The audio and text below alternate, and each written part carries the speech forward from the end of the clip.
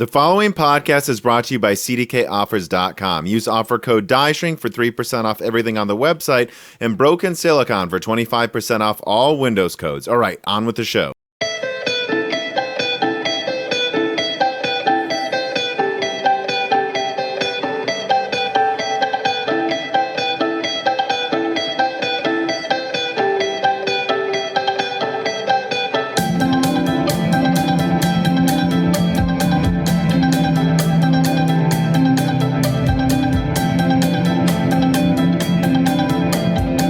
And welcome to Broken Silicon, a gaming hardware podcast. I am your host, Tom, and I'm having a stroke as I am joined by my co-host, who is always the co-host every other week, Dan.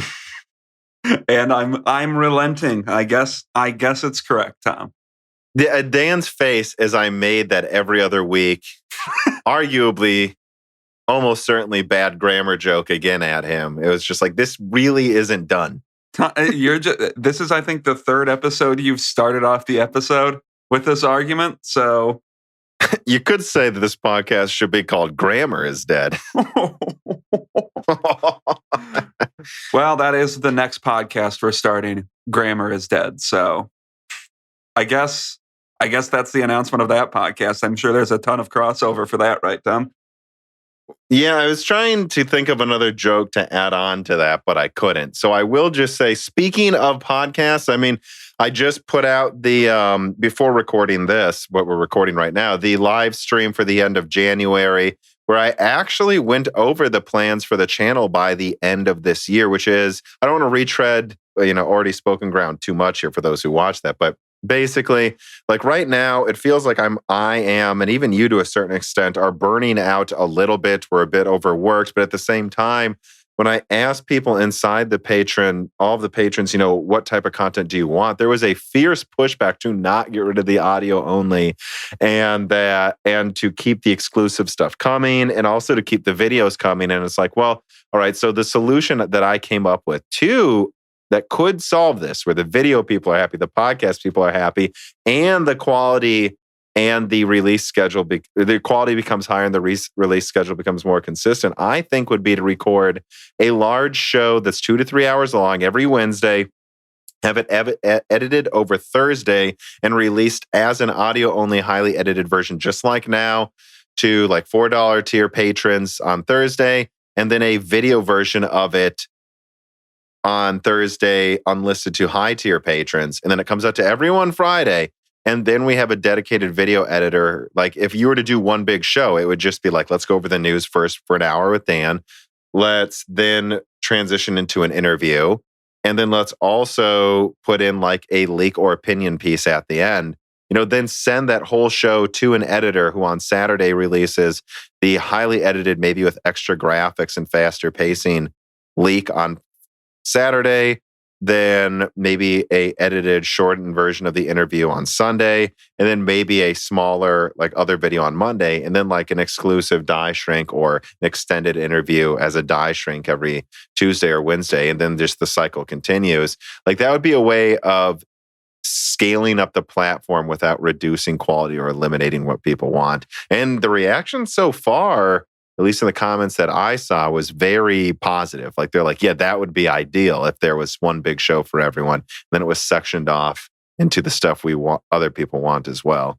Yeah, and I was talking to you about that. I think that might be a good way going forward, and kind of making the podcast consistently the same thing every week. Because what you have right now, it's kind of almost two different podcasts that are just released under the same name, where there's the news one every other week, and then there's the interview one every other week. And depending on who the guest is, can be more similar to a news type episode. But some interviews are really in depth on like just a specific thing like AI. And I think having almost just making that consistent weekly might, the news aspect of it be consistent weekly might make it a more consistent product every week. And yeah, I think I like that. And like, to be clear, right, what you might see is if there's a lot of news one week, well, the first hour and a half may be news. And if it was like if it's hardware unboxed, it's probably going to be half of the episode, right? Yeah. Because that's going to be an interesting discussion that appeals to a lot of people. But like you said, an AI developer comes on, maybe we just cut out the best 15-minute section that applies to gaming. Then that becomes part of that. And then we save the rest of it for either an exclusive die shrink for those really interested in these highly technical interviews. And then or we release the technical part as a separate piece of content on Sunday for just those people. And again, and this has been something I've been thinking about a lot over this month, because there does need to be a solution. I can't continue to work 60, 70, 80-hour weeks forever. Mm-hmm. And there will be times where I want to start working on other projects at the same time as well. So there needs to be some way of it's not about keeping everyone happy. There needs to be a way to scale it up. And I think one big show that's then sectioned off into pieces of content for specific parts of the fan base is a way of scaling it up. I think that is the solution to how you scale this up if we can get more support. And also just talking from a logistical behind the scenes thing. Yes. For me personally, having to commit 1 to 1.5 hours a week is a lot easier to break out at a 1.5 hour time block than trying to figure out a 2.5 to 3 hour time block we do every other week. So I think I think logistically it might make it a little bit better too.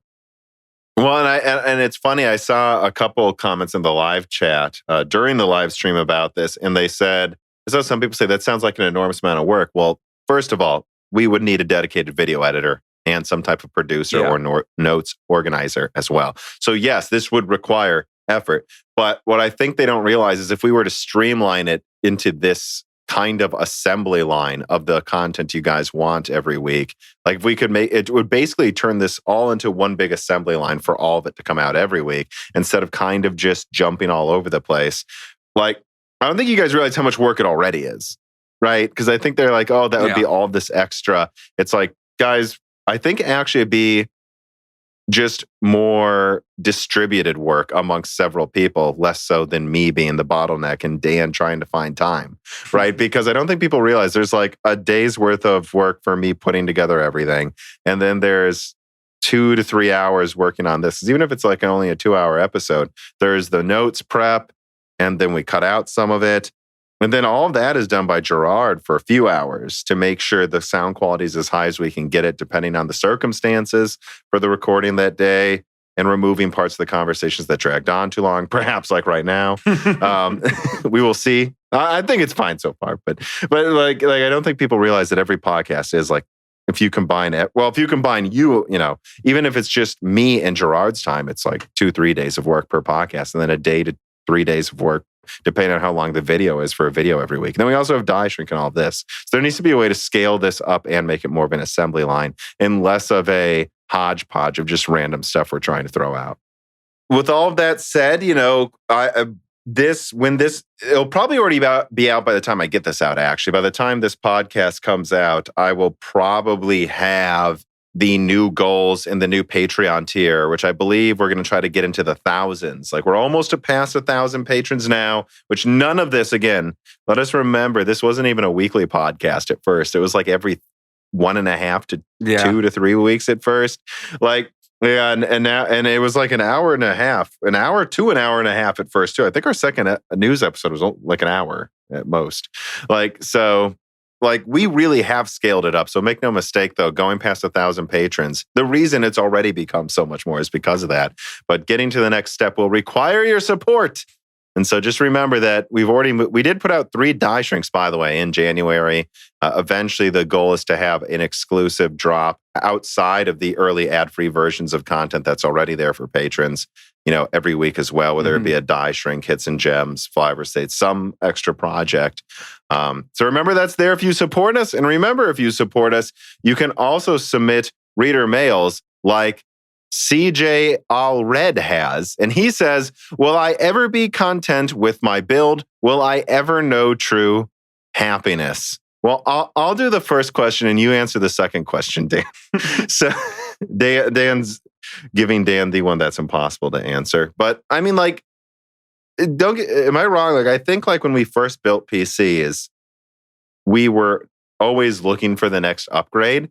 But at the same time, to defend ourselves here, our first PCs were when there were hard drives and thread counts were increasing. So I think, and maybe I'm just, like an old man saying, oh, this new generation. But I do feel like there was a reason to always be looking for the next thing. Performance went up by like 50% per year on graphics cards, and SSDs were just coming out.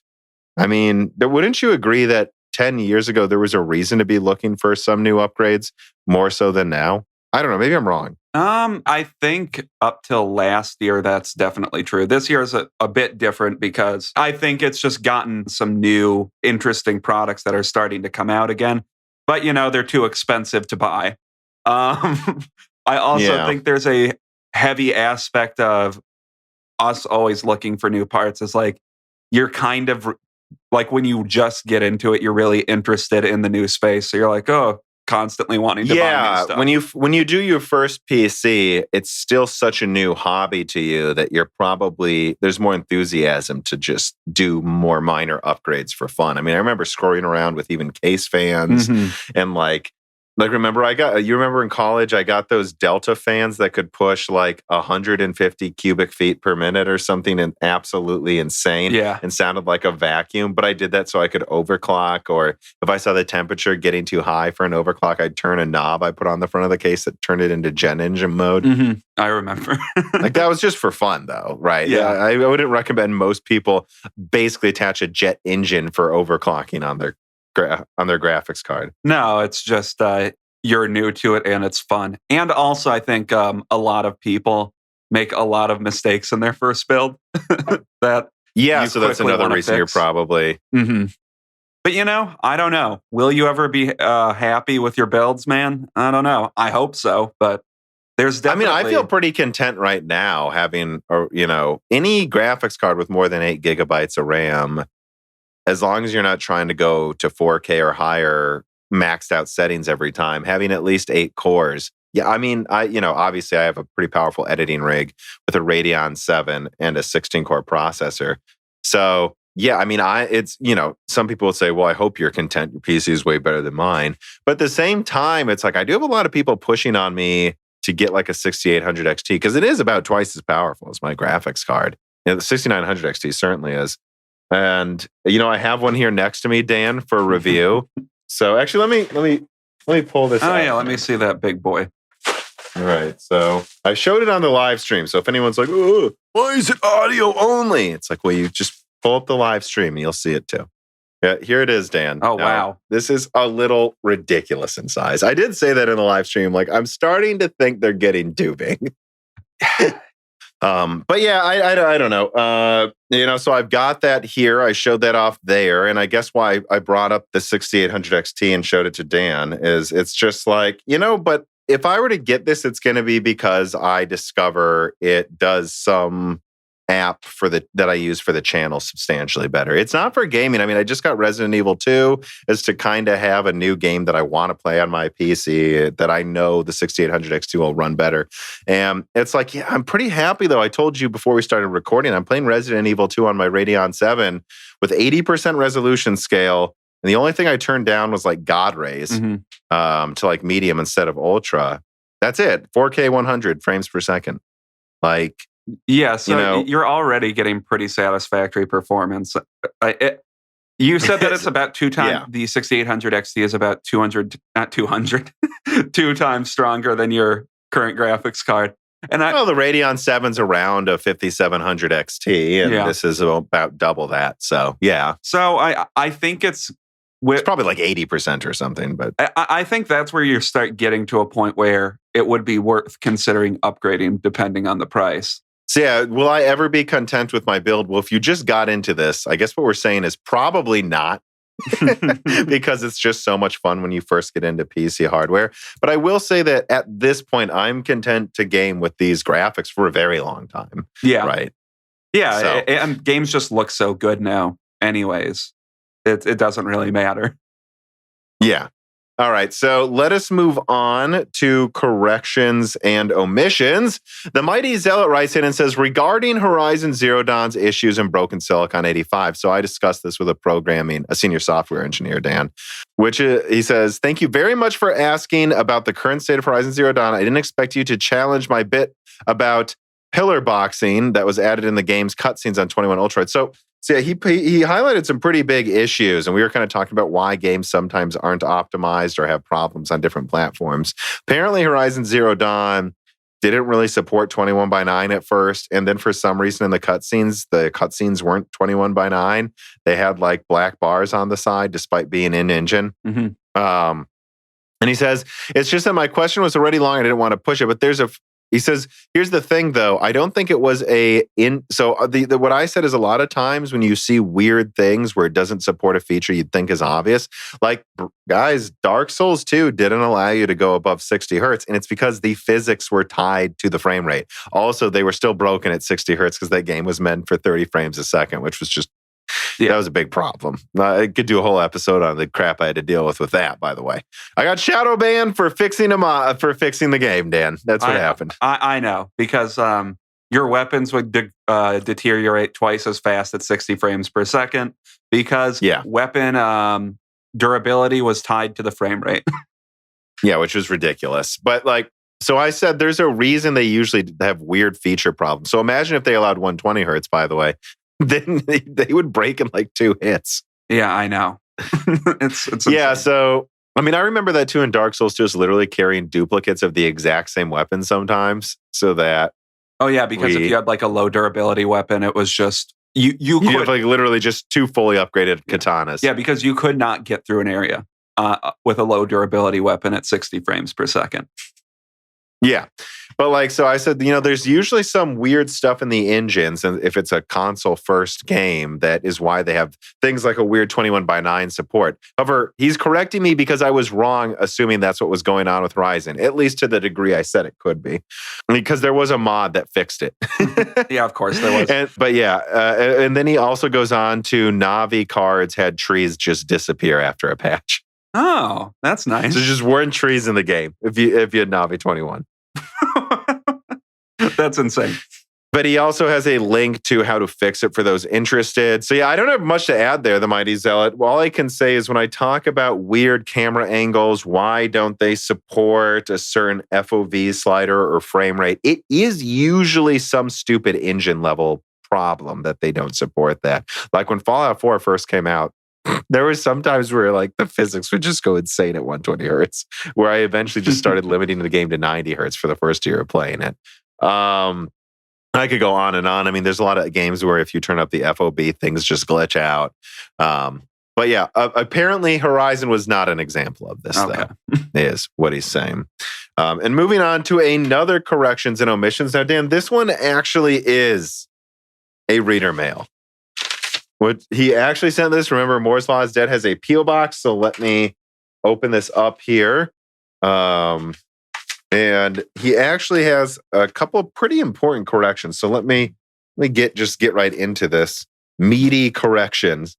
He says, Tom, let me start off by saying that I enjoy your work. I listen to you because I consider you a standout YouTuber that does his research and is careful to make sure the information is solid and not being parroted everywhere prior to making content. You respect both the intelligence and time of your audience, and that is a rare, commendable thing to do in a cutthroat world of fighting for people's attention.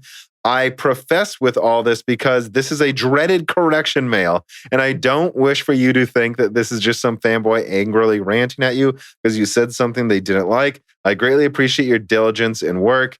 Yeah, so I wish every correction was this nicely worded, though. It's like, yeah, don't worry, man. We don't think you're an angry fanboy after gushing on us for that. We thank you for listening to our content and being a fan. But he goes on. In Broken Silicon 75, you reply to a YouTube user's comment about Game Pass being self-sustaining and you being or not being self-sustaining. And you use the following 2 links to make your argument that Game Pass is not turning a profit. And I love that link in the description. Correct, those were the 2 links I used. And then it goes on, based on these articles, you made a comment that PlayStation's pulling in $20 billion a year, while Xbox and Game Pass is doing under $3.5 billion. And I'm not going to read, it's multiple pages, but basically he summarizes that the link And the link wasn't very clear about it, to be fair. Yeah. And he acknowledges a lot of these things weren't very clear, but that it was quarterly. So really, if you look at it, PlayStation's pulling in about double the revenue yearly than the entire Xbox division, including Games Pass. And yeah, I mean, mistakes were made. That's correct. And he did say he had some trouble finding extra proof, though, because it is not easy to find the revenue coming into the Xbox division. And actually, this is often misquoted in half of the articles. But no, so we appreciate the correction. And he goes on to also say that this doesn't really change the overall point, which is worth highlighting as well. Like, so if they say that Games Pass in the Xbox group is making up for their spending, what they're basically saying is they're not turning a profit, but they're not losing money as well. And so if Sony's making double the money per year, though, that's all profit basically, because Sony's spending less per year based on what I've found. Well, you would say they're still making. You would say they're making a lot more profit, though, despite it being double the revenue. Yeah, and of course it's hard to tell because these are all, I don't know if subsidiary is the correct term to use for this, but they're all parts of very, very large corporations that have a million different revenue streams. So it's hard to figure out exactly where all of the money comes from. You have to do a lot of digging to figure it out. I would assume at least Microsoft is usually spending more considering the amount of studios they're acquiring. That's probably going to die down soon, though, I would assume, because they're at like 20 studios now, and I think that's way too big of a ship. And make no mistake that that with so many studios, there's going to be winners and losers. And I'm sure they're aware of this ahead of time. They're like, yep, there will be. Some of these studios will not make good games and will be canceled. I think they're taking the approach of, well, if we get twice as many studios of PlayStation and they're pretty decently proven studios, at least most of them will be good. And if we have to kill a couple of them, whatever, but we have the money to do so. Yeah, and I would also say that Sony's strategy usually seems to be they usually buy more mature devs when they acquire a studio. Like they just acquired Resistance Insomniac like last year. And Insomniac is an incredibly proven studio where Microsoft bought like Ninja Theory, which Ninja Theory has only made a few good games, and they were AA games at that. Yeah, and so like just to finish, I did highlight a few other parts of his reader mail just to round it out. He goes, Microsoft does not openly share the profitability of their individual Xbox or gaming segments, or if they do, it's so buried that I can't find it. Yeah, most people say they very sufficiently bury it too. So we can't say for certain where they stand on profit compared to PlayStation. However, given Microsoft's recent spending spree on studios, Compulsion, Anile, Ninja Theory, Obsidian, Playground, Undead Labs, Double Fine, and Bethesda, and their continued investment, he puts that in quotes, in Game Pass and xCloud, I think it is a safe bet to say that Xbox cannot possibly be running nearly the same profits as PlayStation with half the revenue and less than half the console sales. So your overall pitch that PlayStation is killing it with their business model and Xbox is struggling to stay relevant while looking to the future is certainly not wrong. I mean, yeah, the way I would just put it is Xbox is definitely trying to find their footing and not turning much of a profit, whereas there's an obvious reason Sony wants to keep the existing consoles as a new generation, standard expensive games without in-game advertising and microtransaction makes sense. Sony's making money, so they don't want to change the business model at all, right? Yeah. He says still stands. It's just that the numbers you quote when making these are not what you claim to be, and in the end, it might make some people think your argument is fake or fraudulent, which bothers me because of how much I like doing research. Anyways, I greatly enjoy your content and hope all is well with you and Dan. Keep up the great work. Look forward to many more years of great content. If you ever do end up visiting, I redacted it. When the world isn't a petri dish, I gladly offer you some true redacted hospitality of dinner and great conversation. Chris, redacted last name. But yeah, so I thought, I mean, look, man, this is the type of well-researched stuff that, and by the way, he has a very interesting work background too. I'll be reaching out to him later to try to learn more. To be honest, I would like him to maybe become the notes producer, organizer, because how well written this was. It was like 4 pages long, but it wasn't You'd say it's a page turner. There was no point where I was just like, well, yada, yada, yada. Like, it was very well laid out. Yeah, and I think it's important to point out that your overall point still does stand, but it's not like it's a 10-to-1 thing. No, it's not, right? And the other thing he said is the PS4's core count. I'll just say that he definitely knows what it was.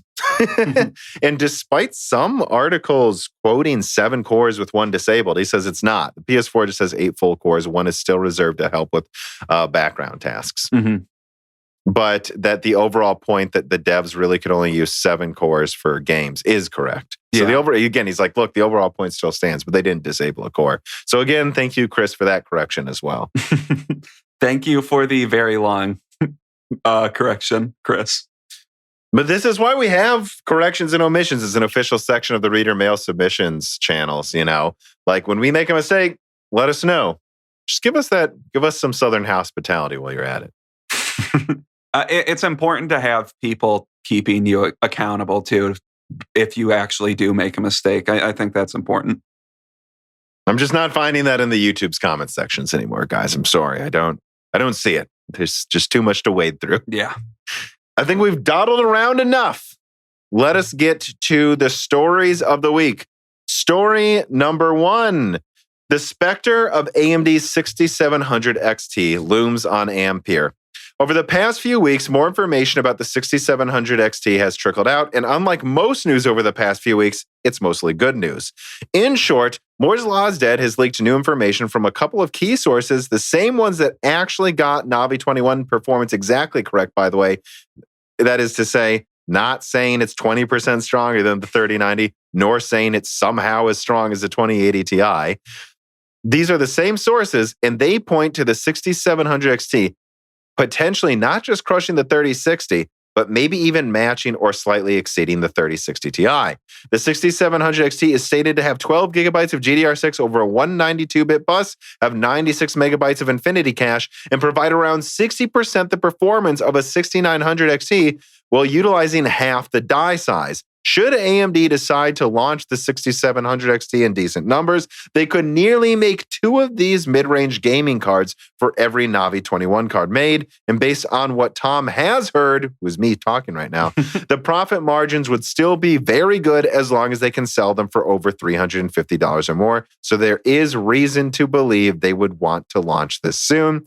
This news is slightly more optimistic than the estimates conveyed in the 6700 XT leak in December, although it is pretty much exactly what was stated in the initial leak in September. Additionally, Andreas Schilling has shared the official logo for the 6700 XT on Twitter and also conveys that AMD could launch this card whenever they want, which is again worth pointing out. I've always heard or the 6700 XT could be launched at the end of December if AMD really wanted to, but that there's just no reason to with how well Navi 21's selling. So yes, that is my little write-up of kind of summarizing all of the recent leaks coming out around Navi 22 in the past month. What say you, Dan? Well, so it's supposed to be sometime in the first half of this year that it comes out, right?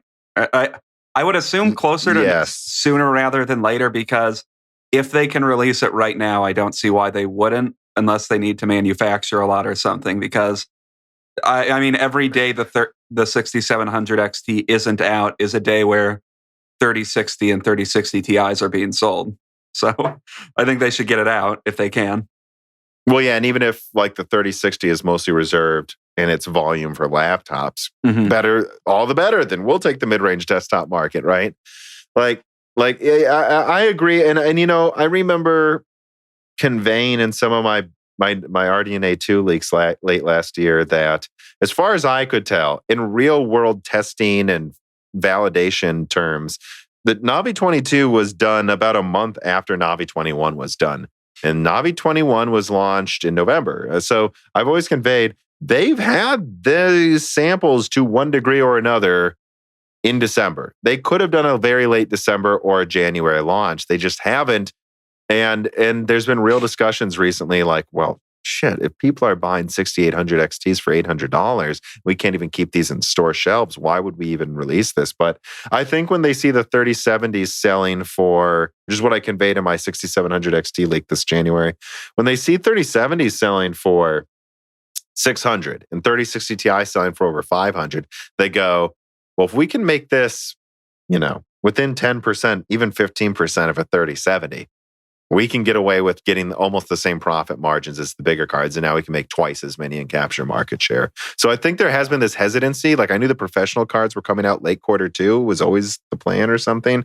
So I wouldn't say it was always going to be sooner, but I do think with what's happened now that I'm guessing it's going to be an April launch. Okay. That's what I guess. And I guess hopefully, given the depressing landscape of the market right now, hopefully they don't try to do something like selling this for $450. But I could see them trying to do that. I said that they could try to, because if it is stronger than the 3060 Ti, if it's within 10% of the 3070, why can't they sell it for $450? Yeah. It's close to a 3070. It has more RAM. Yeah, they could. And that's what I would do too. I would push to 225 watts. That's how much energy the 5700 XT. It was going to be a 180 watt card to 200.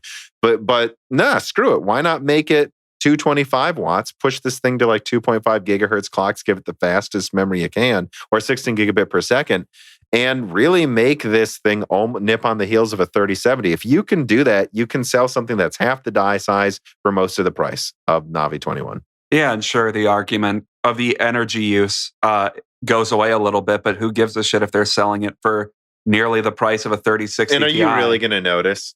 No, you're like not. 180 watt to 225 watt. It's an 8 pin either way. Who cares? Yeah, that's true. So I don't know. The 6700 XT looks like it will be a very, very competitive card. But once again, it's always about price that really makes the discussions interesting at this point. Well, so the thing to remember too, when it comes to this whole pricing debacle as of now, like, first of all, a lot of people are getting 6800 XTs. I just showed you one. They're possible to get now. They just are about $200 more than they should be. And they're not going to go down until the early adopters stop desperately trying to get them. So I don't think that's going to happen until the end of February. But once that happens and AMD plans to keep making reference cards, and as far as I'm aware, keep selling them for MSRP, although they might have to up it because of the tariffs, by the way. Yeah.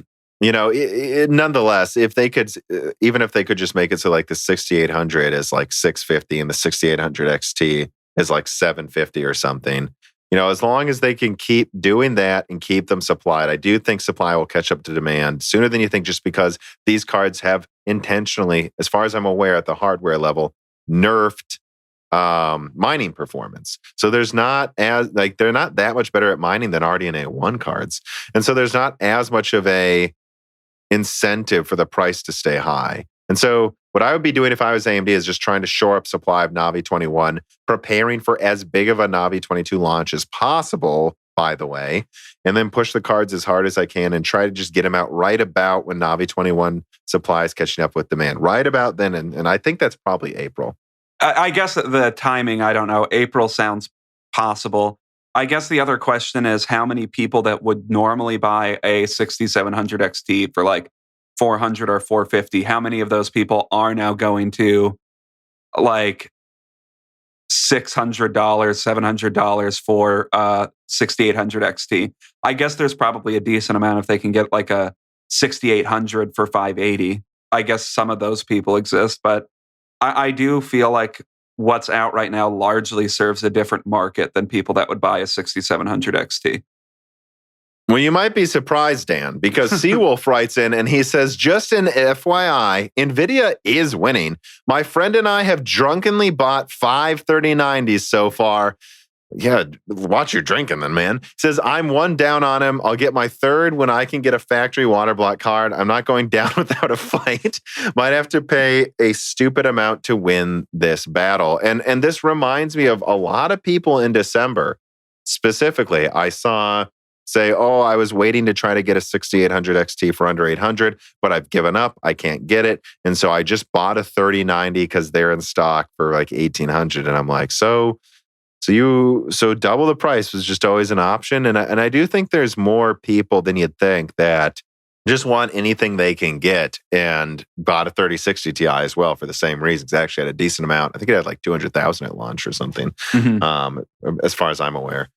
And, so I do think there's a real incentive for AMD to start making a lot of Navi 22s that are overclocked to be as strong as possible because they can make 2 to 1, right? Yeah, and if they can sell that for $450, then they're probably gonna. I don't know. I guess they might make more money than what they're making on like the 6800 XT at least. I mean, what I would do, I suppose, if I was AMD, and I want to be clear, what I want AMD to do is make these because they can afford, even with a 45% markup, the Lisa Su tax, as we say, even which for those who don't know, that was Lisa Su literally said it in an earnings call. They want to move towards everything having at least 45% profit margins eventually, or markup, I should say, eventually. So that's the Lisa Su tax. It's 45% added on top. Even with that, based on the bill of materials I've put together for this, I think they could make that at like $330.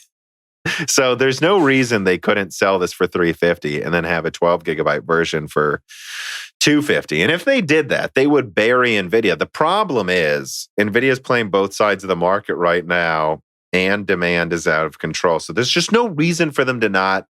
If it honestly, so I gave you what I know they can do, what I want them to do. I want them to sell it for $330 and $250 for the 6700 and the 6700 XT. But what I ultimately think they will end up doing, or at least what I would advise from a business perspective them do, is charge $450 for a 12 gigabyte version that's pushed as hard as possible to hopefully beat the 3060 Ti and have more memory, and then launch a $350 variant, again with 12 gigabytes, not with 10 or 6. They were considering cutting this down, but just give it 12 gigabytes. And look, the 12 gigabyte card cut down is probably still going to be stronger than the 3060. Well, just sell for $350. And then at the end of the day, it's a 12 gigabyte card for $350. That's a big deal. Yeah, I mean, they would have to. The 3060 is $330, right? Or am I misremembering that? Yeah, it is. So I think. Although I've heard it's not going to be the. I know. That's not what you're going to get on Newegg, guys. It's not going to be $330, by the way. But I think if they wanted to sell like a cut down card for $350 with 12 gigs of RAM, it would need to be stronger than the 3060 for that to look at all. It would be appealing. I think the 3060 is probably going to be around a 2070 Super on desktop. I think. Again, so wait, they've said, because I'm just trying to remember, from what I could tell, it looks like it's going to be about 30% better at most than the 2060. So what? So you have like 15% to make it a 2070. Yeah, so it should be about a 2070 Super in performance for $330. And from what I've heard, the cut down variant of Navi 22 should be a bit stronger than a 5700 XT, or at least that's what's being compared to. So basically, it's cheaper than the MSRP of the 5700 XT with more memory for $350. 5700 XT right now is about almost 2080. So as long as they push it to be 5-10% stronger, they can get away with $350. Again, what I want them to do is $350 or $350 and like $279 or something. But I have a feeling it's going to be $350 and $450. $280. They could surprise us, though, to be clear. Yeah, selling it for $280 and $350 is they're leaving money on the table with the current market, though. Is frankly it. And I mean, I know. I guess it is what it is. They are just leaving money on the table because people continue to just get a 3090 instead of a 6800 XT. Dan, I mean, yeah, I guess you can make the argument they kind of are leaving money on the table with the 6900 XT because I think they could probably have gotten away. They probably could have gotten away. Yeah, I don't think they could have gone for 1500 because it is a worse card than the 3090. But 1200, I think maybe even 1300, they could have gotten away with. They could have probably gotten away with the MSRPs being 650, 750, and 1200. Yeah. Unless you guys stop buying it, that's what's just going to happen. Well, I think we should move on, though. So Story number 2. There are 28 variants of Ampere mobile cards, and they perform wildly different depending on the TDP. And additionally, Nvidia doesn't want you to know which one you're buying. So quoting here from Notebook Check, Nvidia announced the Ampere mobile lineup at CES 2021 and said that RTX 30 series mobile GPUs will bring third generation Max-Q features such as Dynamic Boost 2.0 and Whisper Mode 2.0. When we published our exclusive first benchmarks of RTX 30 Mobile, one pertinent question among many of our readers was whether these GPUs in pre-sample notebooks were Max-Q or Max-P. Even when OEMs announced their RTX 30 mobile-based offerings at CES, the spec sheet didn't specifically mention the variants of the GPUs used as well. We now know the reason why. Almost every Turing mobile GPU came in both Max-P and Max-Q versions, with the latter helping OEMs design thin and light laptops with better battery life. All that changes with Ampere Mobile. No longer will NVIDIA or OEMs mention whether a particular Ampere Mobile GPU is Max-Q or Max-P. In fact, NVIDIA tells us that every Ampere Mobile part can offer third-gen Max-Q features. So even if it's not built for that, they can do it if they want. You look at the official specs, tells us how OEMs can possibly configure these GPUs. For instance, the flagship 3080 laptop GPU, and they put that in quotations because it's really a frickin' 3070 with 13 gigabytes, guys, as NVIDIA would like to call it, offers a configurable TGP ranging from 80 watts to 150 watts plus. The 3070 mobile offers an 80 watt to 125 watt range, while the 3060 mobile can be tuned between 60 watts and 115. Let me just highlight here to jump in, guys, that I've seen the ranges and clock speeds. Like, it ranges from the same speeds as desktop Ampere to like a gigahertz to like 800 megahertz. Mm-hmm. So if they want, they can just call it a 3080 at literally half the clock speeds and less cores than the desktop 3080. These TGP ranges correspond to actual clocks. The 3080 mobile, for example, can offer up to 37% increased clocks compared to the base 80 watt variant. What this means is that a 115 watt 3060 mobile could potentially outperform an 80 watt 3080 mobile, depending on the given workload based on our calculations. The lack of explicit power details in the laptop specs can potentially complicate matters for the end user more too, who would generally assume that the mention of a 3080 mobile automatically implies higher performance. And yeah, WCCF Tech, I added at the end here is in another link, literally highlights that there are 28 variations and only like 4 cards. So Dan, what do you think about all of this? I looked at the WCCF Tech list, and it's pretty funny. There's just the range of like clock speeds on a given card is insane. The video cards link that you put there is also pretty funny. The MSI's Max-P edition of their graphics card is weaker than their Max-Q. I mean, is stronger than their Max-Q edition in another laptop. I don't know why. Oh, so they're like literally selling 2 different laptops, but one performs worse despite being billed as a higher end one. Yeah, I don't know what's going on, Tom. I don't know why Nvidia feels the need to just have the worst marketing possible and the worst optics possible. If you actually look in at what they're doing, maybe they just think most people won't look at this, but. Well, most people probably won't look at this, or at least not to this fine of a detail as we are. So buying an Ampere graphics card laptop is just going to be objectively confusing. So I guess in short, my thoughts are, if you're looking for a laptop this year, make sure you do your research so you actually know the card that's being put into your laptop. Because for some reason, Nvidia doesn't want you to know, and I don't know why. And, I will plug Notebook Check. I think their laptop reviews are very, very good. Like, I used them when I bought my recent NV15.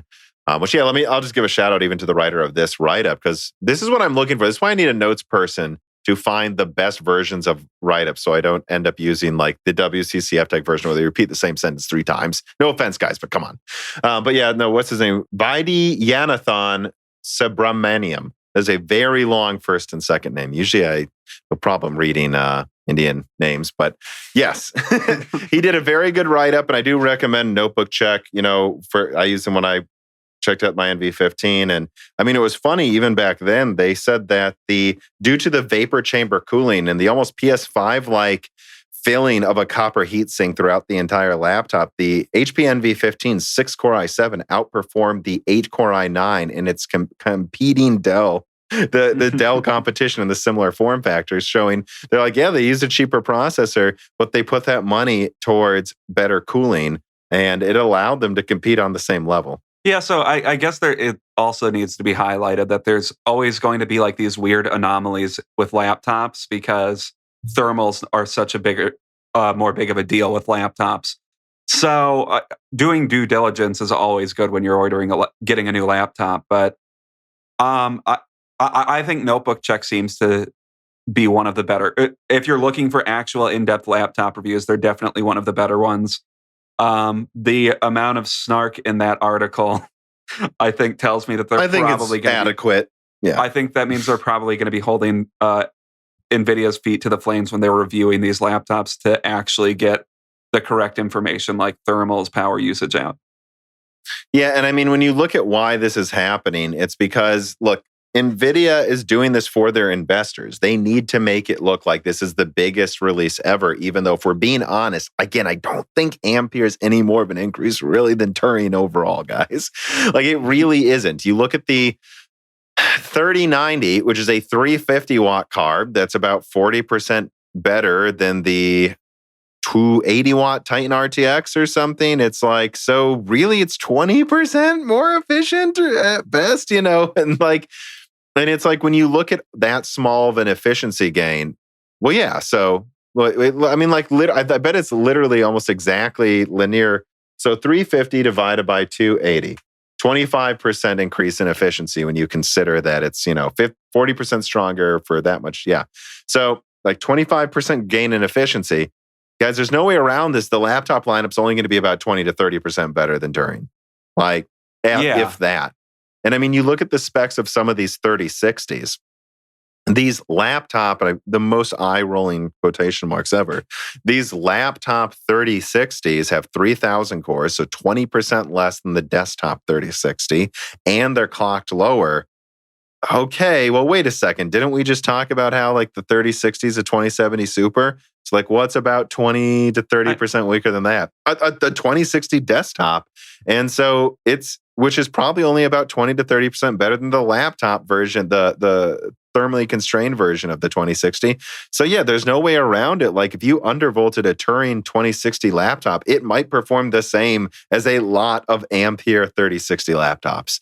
I mean, just looking at the 3060, it wouldn't surprise me if, at least some of the OEM models they release, wouldn't surprise me if it's like half the power, or like 60% of the power of a performance of a desktop 3060. Like, it's so misleading. I know it is. And I just love what is the official billing? Like, it's called like the 3060 laptop, right? Yeah, but that's not the same as when you used to say 3060M. Like with Kepler, they had the 680M. The M at the end, to me, always consistently denoted it's a different card than what you put there. Like, no, this is our strongest card for laptop. But now that they put laptop edition, and they used to say that about the 2080 laptop edition, it just literally means a different card now. It's not the laptop edition. It's like literally the 3080 is a different die. Yeah, and I think for 2 years, they moved to or was it just one generation? Did they do this same BS with? They did that with Pascal as well, and I don't think they did that with Maxwell though. Starting with Pascal and then Turing. So there are 4 years where you generally knew what you were getting if you got a laptop with, that said 2080. It's like, no, it has the 2080 in there. It's just you got to undervolt it. Yeah. So now if you get it, now you just don't know what you're getting with a laptop unless you really make sure you do your research. So make sure you do your research, because when you're buying a 3080 laptop edition, who knows what the hell that means? Maybe that means you're getting something closer to a 3060 with 16 gigabytes or something. Right. Yeah. You could be getting something that performs more like a desktop 2070, or if it's the over 150 watt version, it does. The 3080 laptop edition actually has more cores than the 3070. It's the full die, unlike the 3070. Mm-hmm. So you could have a situation where like a 180 watt version of the 3080 laptop actually is in between a 3070 and a 3080. But you're not going to do that without using at least 180 watts. And then you could also have one of them, like you say, perform below a desktop 3060. Yeah. So I hate how hard it is to tell what they're selling you at this point. I don't know what else to add other than this is really stupid. And I really don't understand why they're changing their marketing like this. I think because they have to look good to investors. They don't want to admit that the strongest card you're getting is like, I mean, if we're being honest, they should have called the 3070, they should have called the 3080 laptop edition the 3070 Ti. Yeah, probably. And just not hid when it's a max Q version. If they would have just done that, it's fair. It has double the RAM of a 3070 and more cores. I think it's fair to call it a 3070 Ti. I do. Yeah, and if some of those laptops that come out are higher clocked or close to the same clocks as a desktop, I don't know, maybe you could get performance better than a 3070. So yeah, 3070 Ti is perfectly fair. But not when it's undervolted and yeah. Chris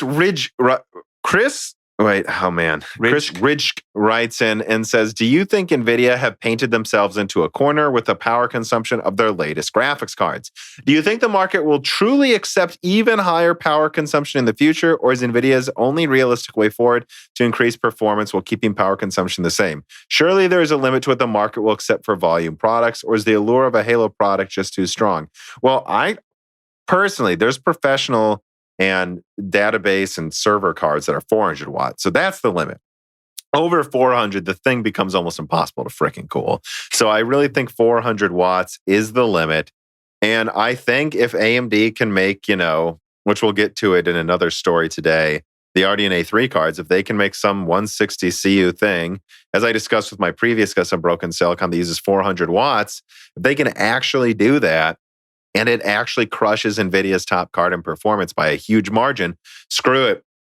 Big old 400 watt cards, at least it gives people a reason to have a big desktop, right? Yeah. And they can always cut it down and make a 350 watt version or 300 watt version. But in practice, 300 watts is the practical limit to what becomes easily wielded because the cooling requirements, because it's not just the dissipation of the heat. Eventually, you almost just start to get bottlenecked by the heat transfer values, right? When you're moving the heat literally from the die to the heat sink. That is a huge bottle. I mean, one of my engineering projects was literally designing a heat sink around some new experimental version of plastic that can conduct, heat better than, plastic's really an insulator. So the fact that it can conduct heat at all was impressive. But, so once you get over 300 watts, it's just a runaway effect of vastly more expensive board and cooling costs, which is what you've seen with Ampere, where they have slimmer profit margins on GA102, at least with the 3080, maybe not with the 3090. But I don't know. What were you going to say? Well, so I think it's a little funny phrasing it as painting themselves into a corner, because it's like, they literally have, this is the architecture they're stuck with right now. But at a certain point, they have to increase efficiency. Like you said, there's a runaway effect of dissipating the heat. There's also the fact that I would imagine there's just going to need to be insanely complex heat sinks and cooling solutions that might just... Which there are. I mean, look at Ampere. Yeah, well, that might if this effect keeps going off, I would imagine means they would need louder fans. I would imagine that means that it eventually leads to them not being able to increase performance in laptops at all. So they would have to... Well, there will be 3060 laptops that will likely underperform my 2060 laptop. I remember talking to a source. I bought Turing without looking back because I was like, from what I'm hearing from sources, Ampere's not going to be any more efficient. And I was talking to him the other week and he's like, oh, you're right. That Turing laptop's just as good as an Ampere some of the Ampere laptops now. But I think it's important. I know... I think people sometimes kind of scroll past efficiency gains, but this is what happens when you keep scrolling past efficiency gains. Is there is a runaway effect where gaining in efficiency is equally important over time to gains in performance, because if you're not increasing the efficiency, you're just creating an unstable product. Yeah, and I think there'd be some people who are like, "Oh, why are you guys so?" A lot recently has been, "Why are you guys obsessed with efficiency?" I'm not. It's just Ampere's so bad in efficiency compared to previous gens. Like we're not. We didn't care about efficiency most of the time, but that's because almost always the top card was 300 watts. And you see EVGA releasing a new BIOS for the 3080 that literally made it a 480 watt card. I mean. Yeah, wait for summer. You're gonna have to do something with these. I know you say it's not a problem, but it's winter right now. It isn't a problem right now. It will be a problem in the summer. Yeah, like you say, people getting annoyed like talking about efficiency. I mean, let's just take that to the logical conclusion. Let's say you have 2 generations. It starts out at the top card is, I don't know, 200 watts or something. In 2 generations, if you get 50% performance increase without increases in efficiency, that's going to be using like 430 watts. Yeah, like once you get to that much, it's like you guys understand. It's like you have 2 of your gaming PCs on at the same time in one spot. It's going to get very, very hot in that room, no matter how well cooled it is. Yeah, and your 600 watt power supply that you probably have will not work with that. Oh, I have a 1000. It's like, okay, but you do understand once you have you understand though, like a 400 watt card, guys, will have amperage spikes that are similar, that are very high, and your overall system will be pushing that 1000 watt power supply at a certain point. Yeah, so why do you care about efficiency? It's because efficiency is just as important as performance over time. Now, sure, there can be one generation that's a little... You mean long-term in terms of being able to scale up performance? Yes. Efficiency limits how much you can scale up performance. Yeah, especially in like laptops where efficiency is incredibly important. Is 1-to-1. Yeah. Your efficiency increases, your performance increase that gen. Yeah. Oh, right. Roofnick writes in and he says, "Hey, Tom, your thoughts on the news that Intel and Nvidia were working together to limit Ryzen 4000 and 5000 designs to ensure they would either not receive high-end Nvidia GPUs 4000 or be limited to minimal amounts of PCIe lanes. And the 5000, if a high-end NVIDIA GPU is used to ensure Intel stays more competitive." This news came out of Poland, I think, which I did find the original link, and I actually did look into this because someone else sent this to me behind the scenes. And the OEM contact that I have says that as far as he's aware, and it is a major OEM, like some of the ones being mentioned here, says that this is highly unlikely to be true, that at the very least, he hasn't seen this firsthand. And while he wouldn't necessarily know everything about such a deal, that you guys got to consider how much of, using Intel and high-end laptops is just marketing, because there are still most people who buy laptops still want to see an Intel sticker on it because they don't understand that AMD's stronger right now, especially in laptop. Yeah, and I don't want to add too much to like my opinion on if this is all true because I haven't looked into the story enough. But I don't know. You're starting to see AMD and more laptops overall, and yes, it's pretty. And I think that's because the mind share, like you say, is slowly turning over to viewing AMD as a premium company. So I don't know. I think a lot of it probably is just mind share. I don't want to say anything about like the collusion because I really don't know though. Yeah, and that's all I would say is I don't have enough. I don't have any conclusive evidence that there is this conclusion going on, more so than just wanting to put an Intel sticker on it because that's what people buy still in the ultra high end laptop market. But then it could be true to a certain extent. I just wouldn't assume that that's all that's going on here and that everyone's bought off. Mm-hmm. At least I don't have that evidence. So it's a pretty huge allegation to make, to be honest, this. It's like an insanely huge allegation, So like I can't say that. But anyways, moving on to story number 3. Moore's Law is Dead leaks testimonials from inside Intel on whether Alder Lake or ZDG2 will succeed. On the evening of January 28th, Tom released a comprehensive leak of Intel's 2021 products that seems to be flying under the radar so far. In short, morale is up inside of Intel due to a new CEO and a still technically supposedly working 10-nanometer node. And I put technically supposedly because they still need to launch Ice Lake X before you can fully believe it. Yeah. He says, but if they do, by midsummer, Intel will officially be launching a decent amount of volume of large 10 nanometer dies, proving the node works. And having a real 10 nanometer node for 2021 is a good thing too, because the sentiment regarding Rocket Lake is the exact opposite of that of the CEO. It sucks. Rocket Lake is comprehensively determined to be not very competitive, and with Intel employees literally telling me, guys, that they just are going to buy Zen 3 instead. So I see Rocket Lake as a stock gap through and through. And thus, Alder Lake is the real product this year that people should look for an indication on if Intel will come back by 2023, or if we will possibly need to wait till 2025. Truly, Alder Lake could, by all accounts, actually defeat Zen 3 in the consumer space. Although technically, a successful launch of a competitive Z DG2 graphics card in Q3 would actually be the most insane indication that Intel is almost back, and that people need to stop doubting them. Although reports, as outlined in this video, from within the Z team do not paint a good picture. Overall, there's a decent chance ZDG2 could end up just being a Vega Frontier-like release, although it's basically 50-50 at this point. All right, Dan, what do you think about all this Intel? This is I worked on this all month, guys. If you're listening, make sure you don't miss that Intel video. I know it's a long one, but it moves fast. It was days of editing to make it as short as possible. I don't know. So there's a lot. There's a lot in this write-up. So I guess I'll just go down the list. I don't know. I guess just to briefly say about the new CEO of Intel.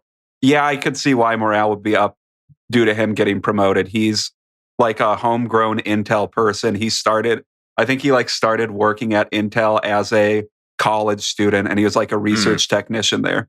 So that's pretty cool. And they do like him specifically. It's not just because he's a new guy, based on what I'm told. Yeah, that's good. Hopefully the company starts being steered in a better direction than it has been for the past. How old? 10 years, 15 years, honestly.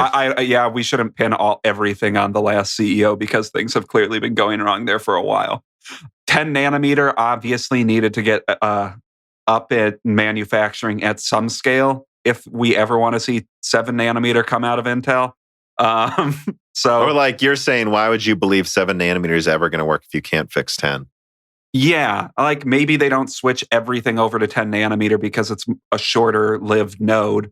But at least Ice Lake X, and I'm assuming a consumer product other than a consumer desktop line needs to come out at some point on 10 nanometer for it to ever be a viable platform, which I guess I don't know if it's going to happen at this point.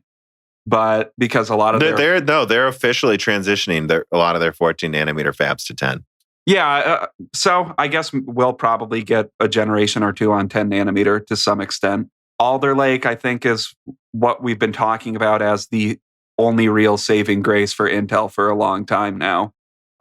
Rocket Lake doesn't look like it's going to be anything special, and it looks like the marketing for it's going to be awful.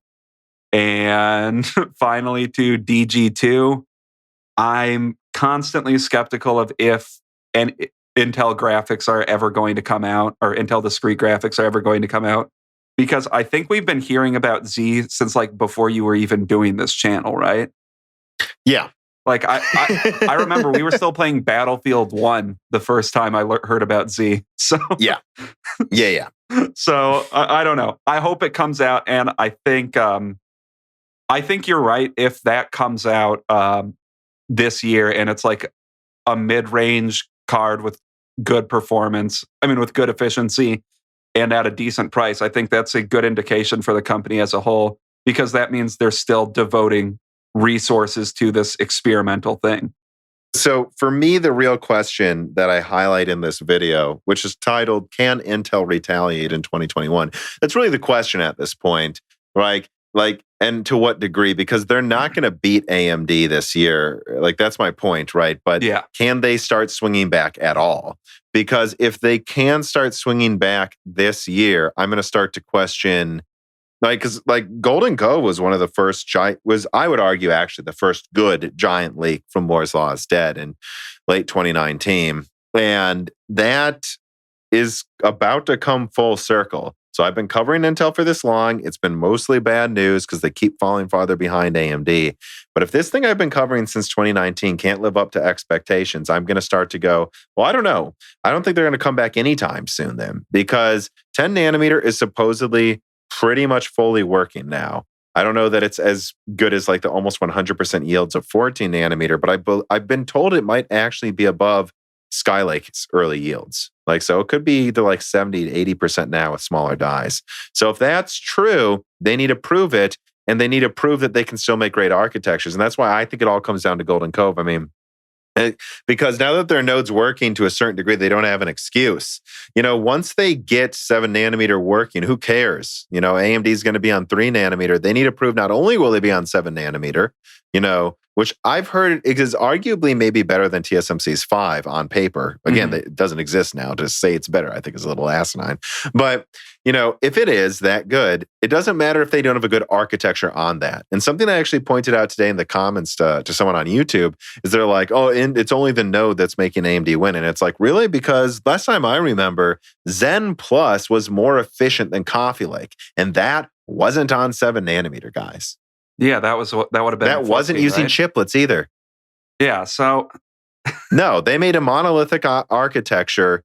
It still used CCXs. A somewhat monolithic architecture that is on a node that can't even clock as high as Intel's 14 nanometer. And so, while Intel may have had a 10% performance lead, it used double the energy. So even on the same, somewhat equivalent node, like Global Foundry's 12 nanometer instead of Intel's, 14, even on a somewhat equivalent node, AMD was vastly more efficient. This idea that it's just the node is bullshit. Intel's architectures are behind. They are behind, people. And that's why Alder Lake is the first one I'm hearing about where it sounds like it might actually leapfrog AMD in architecture at some things. Not everything, but some things. Well, and they've barely gotten past Skylake. Like, I don't know what the argument for it. Yeah. It's just the node. Obviously, the deficiencies of Intel are being amplified by the fact that they're on a far worse node right now, but I think it's just they're being amplified. If they could magically shrink down Rocket Lake to well, they can with Tiger Lake, as we'll get to. Yeah, that's true. Yeah. But if they could just shrink it down, I don't know.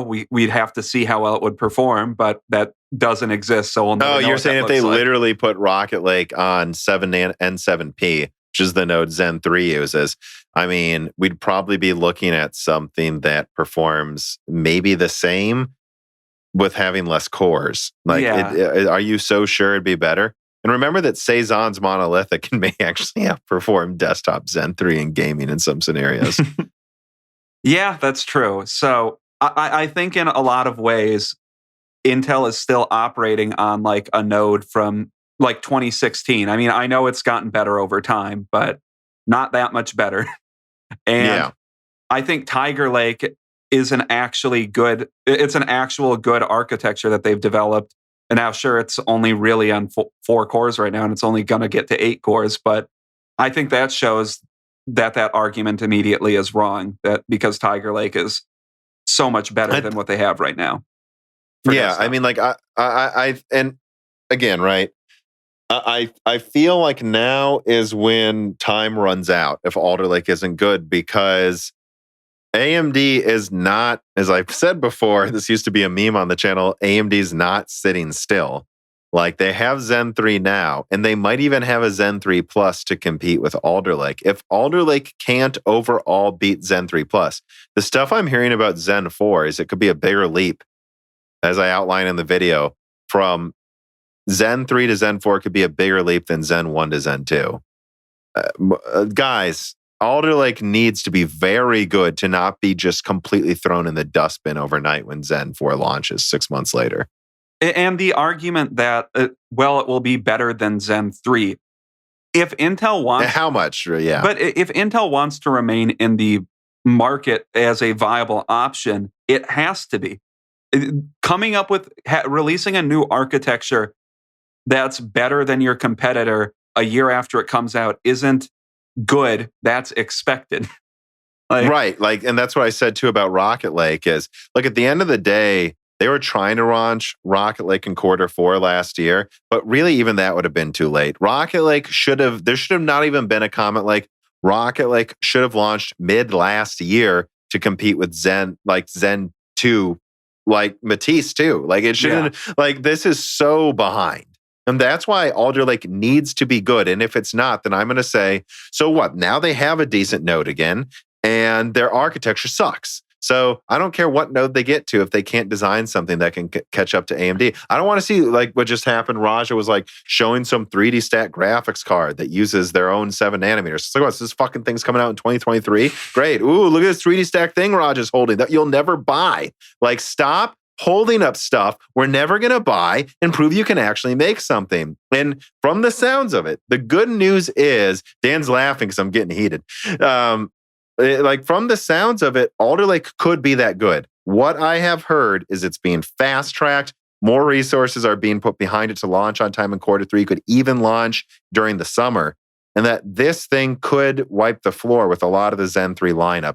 It's not intended to compete with the 5950X. They see that as an HEDT chip, but I've heard that it could completely dominate the 5900X at gaming and most tasks that aren't heavily multi-threaded.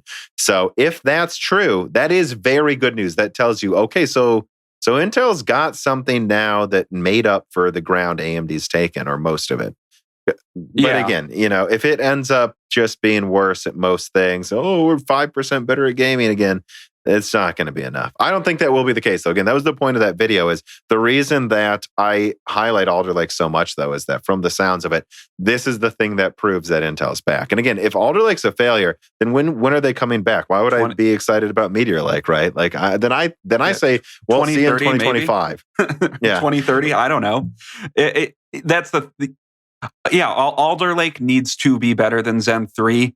In a lot of aspects, not like how Rocket Lake will be better than Zen 3 in 1080p 60 FPS gaming or whatever, or 1080p gaming, I should say, in some games. It just doesn't matter. It's that is honestly, I think looking at 1080p gaming is a pointless thing to talk about at this point, because everything does 1080p. It's a 60. Disingenuous argument, right? There's no one speaking in good faith bringing up 1080p gaming. No one's buying $5,000 systems to game in 1080p and win by 2%. It's ridiculous. I'm sorry. That would be like if in 2015 people were like touting benchmarks in 600p. Who gives a shit? Well, some websites still do that for CPU benchmarking. So don't get me started on that dumb shit.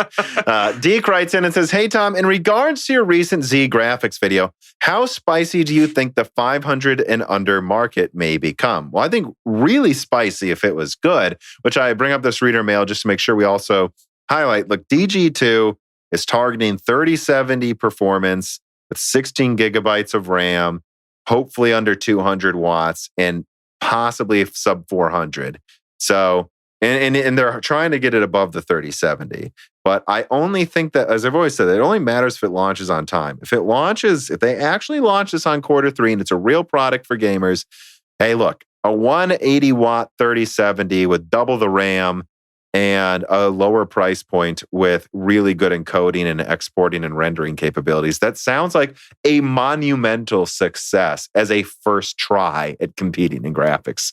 Let us remember that no one else can, and they've tried before, and they couldn't even compete in the low end successfully. Yeah, and I think to say that is a monumental success is almost putting it lightly. I think if they do that, I go, Intel's back, and you should stop underestimating them. Yeah, right? because they could. I want to be clear. It sounds negative, but it's just like that's what it takes to really like prove people wrong. Is people are just betting against Intel. I mean, part of my video is like people used to brag about how the 9900K is 20%, 10% better than the 2700X with using more energy, and now you see Intel fanboys in the comments bragging that Rocket Lake could win by 4%. Like, is this where the goalposts have moved? That it's impressive and Intel does one thing better by a couple percentage points or something? Like, this is ridiculous. Like, that's what it takes to impress you? That must mean you have low expectations for Intel. Well, if your only goal is making the company you like, interpreting whatever they have as a win, then yeah, your goalpost is gonna move Your goalpost is going to move with the wind. It's right, but calling it crushing means they didn't expect it to do very well, in my opinion. If 4% is crushing, you're right. Well, maybe they're just fanboys, but it could also mean that they didn't even expect it to win at all. Well, their new architecture's top SKU has 2 fewer cores than their previous one. So yeah, even if you're a fanboy, I don't think your expectations should be high for Rocket Lake. But yeah, I mean, I guess, again, to summarize everything we've discussed here, Rocket Lake, not good. If you move on, though, to Alder Lake, that's the one that I would say, if you make me bet money, that's the one that I think could be very good and prove Intel's catching up again instead of losing ground every year. And Z could be a wild card that does the same. But from what I'm hearing, it's like 50-50 if the thing even comes out. So or it comes out in a way that would affect the market meaningfully. I'll put it that way. Yeah, because DG1 technically exists in the market, doesn't it? Yeah, and it's now if you have a special BIOS, you can use it apparently. But yeah, I think meaningfully affects the market. I feel like at a certain point, Intel, if it doesn't get released to the market and it doesn't meaningfully affect the market, I feel like Z is kind of dead outside of integrated at a certain point, though. There's only so long you can show off pretty pictures. Yeah, exactly. But I think we should move on here.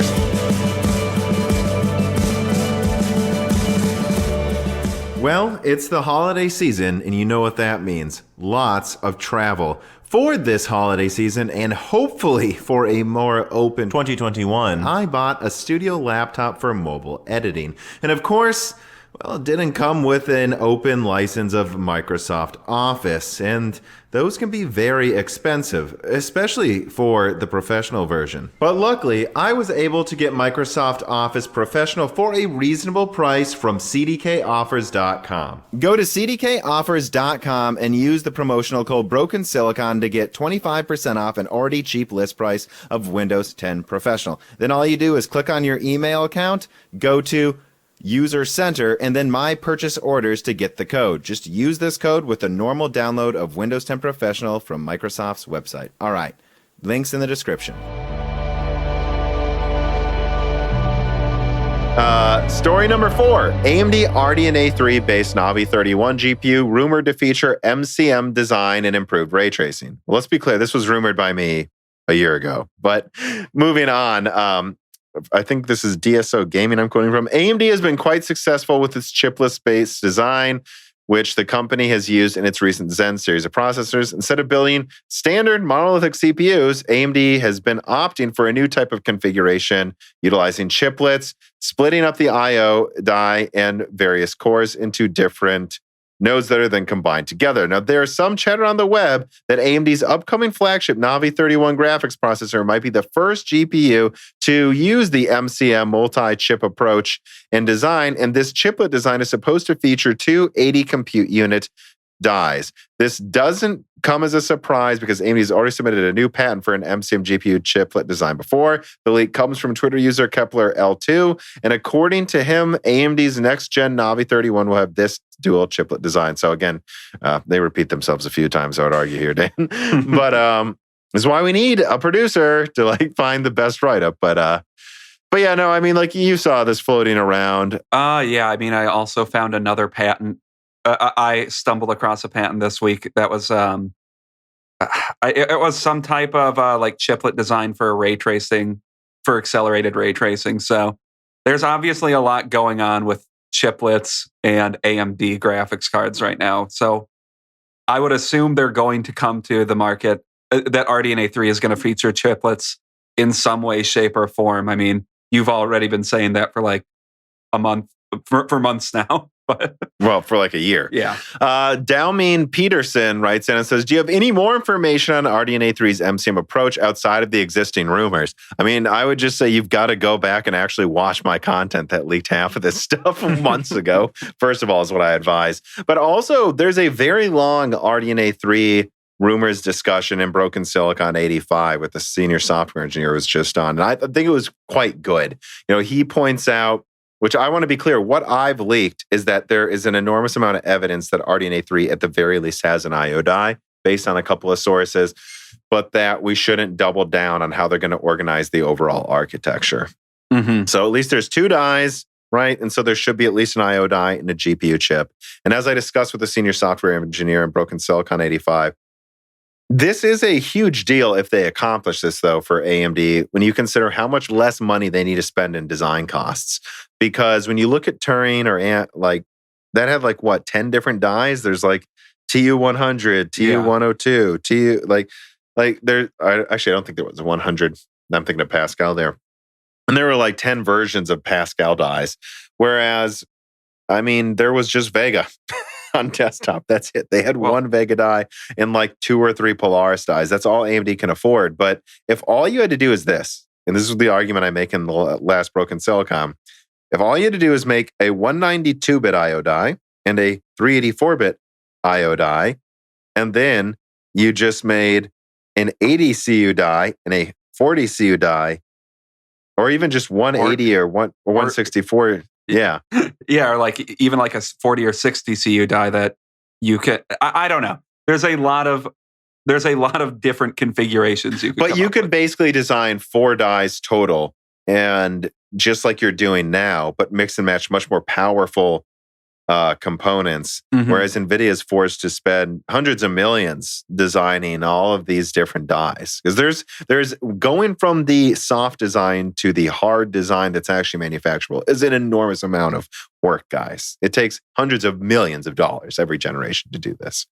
Yeah, I mean, these are huge companies that look at AMD, who is the smallest. Their R&D budget, which is why it would benefit them so much. They're still in the billions every year, though. I think, these companies spend tons of money doing R&D, and AMD has always had fewer dies. Like you said, like there's Vega. That's it. I think that's it. What? I guess they had another one that was like they did have a couple others that went into laptops as well, but. And then I'll just say RDNA 1, there was only 2 dies they released for that, correct? Or there may have been a third one used for something, but I think it was pretty much just 2 on desktop, yeah. Yeah, so imagine if they could release a full product, a product stacked up. No, there was the HBM one that was used by Macs. Oh, yeah. But Apple probably just paid for that themselves. They have so much goddamn money, but...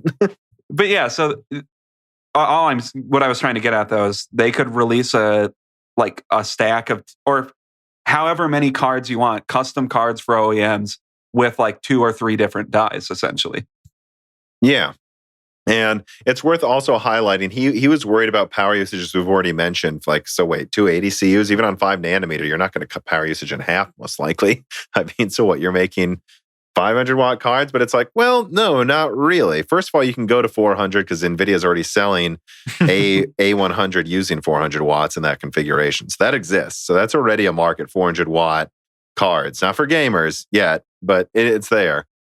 And that you could just use 2 80 CU dies, clock them a bit lower with the best yields, and then send that to the professional market. And then you could just disable 8 compute units on both dies, the least efficient ones, and probably get this down to 350 to 380 watts. And if Ampere's making that, there's a reason to make a 350 watt card for the consumer space if it can crush NVIDIA in performance. Yeah, and all I would have to say, though, is if the flagship graphics is 2 80 CU dies, well, I hope efficiency almost doubles generation over generation next time around, because like you said, just releasing 272 CUs enabled would probably cut that issue out. But I guess he's positing that they'll have 80 compute units. I know this is super early on into rumors about what RDNA 3 will be, though, so I'm sure this is going to change over the next 6 months. Obviously, that amount of modularity gives them a ton of space to do whatever they want. Right, and what I would say to that is another thing I highlight in Broken Silicon 85 is that, as far as I'm aware, they've been trying to get this working since, I mean, even right when they started RDNA 1 development. It's just, if you think about it, they really haven't. Infinity Cache came, after getting these large, as they called it, game cache working on the IO die on Zen 2. The game cache really is kind of a dumb name. They then brought that to RDNA 2. Having this cache for communicating with the IO die, it would make sense that it took RDNA 3 to get it working well. Because they've been playing around with prototypes that were trying to get this working for a while, guys. Yeah, This is the first time that I think they've mastered everything they need to make this happen. Because it is not easy. They've been trying to do this for a while. Yeah, I would assume they've been researching GPU chiplet design since they've started putting chiplets into using chiplets to make their CPUs. That would at least be my assumption. Yeah. Dr. Forbin writes in and says, I would bet my daughter's virginity, that's weird, that the so-called Radeon RX 7900 XT will not be for sale this year.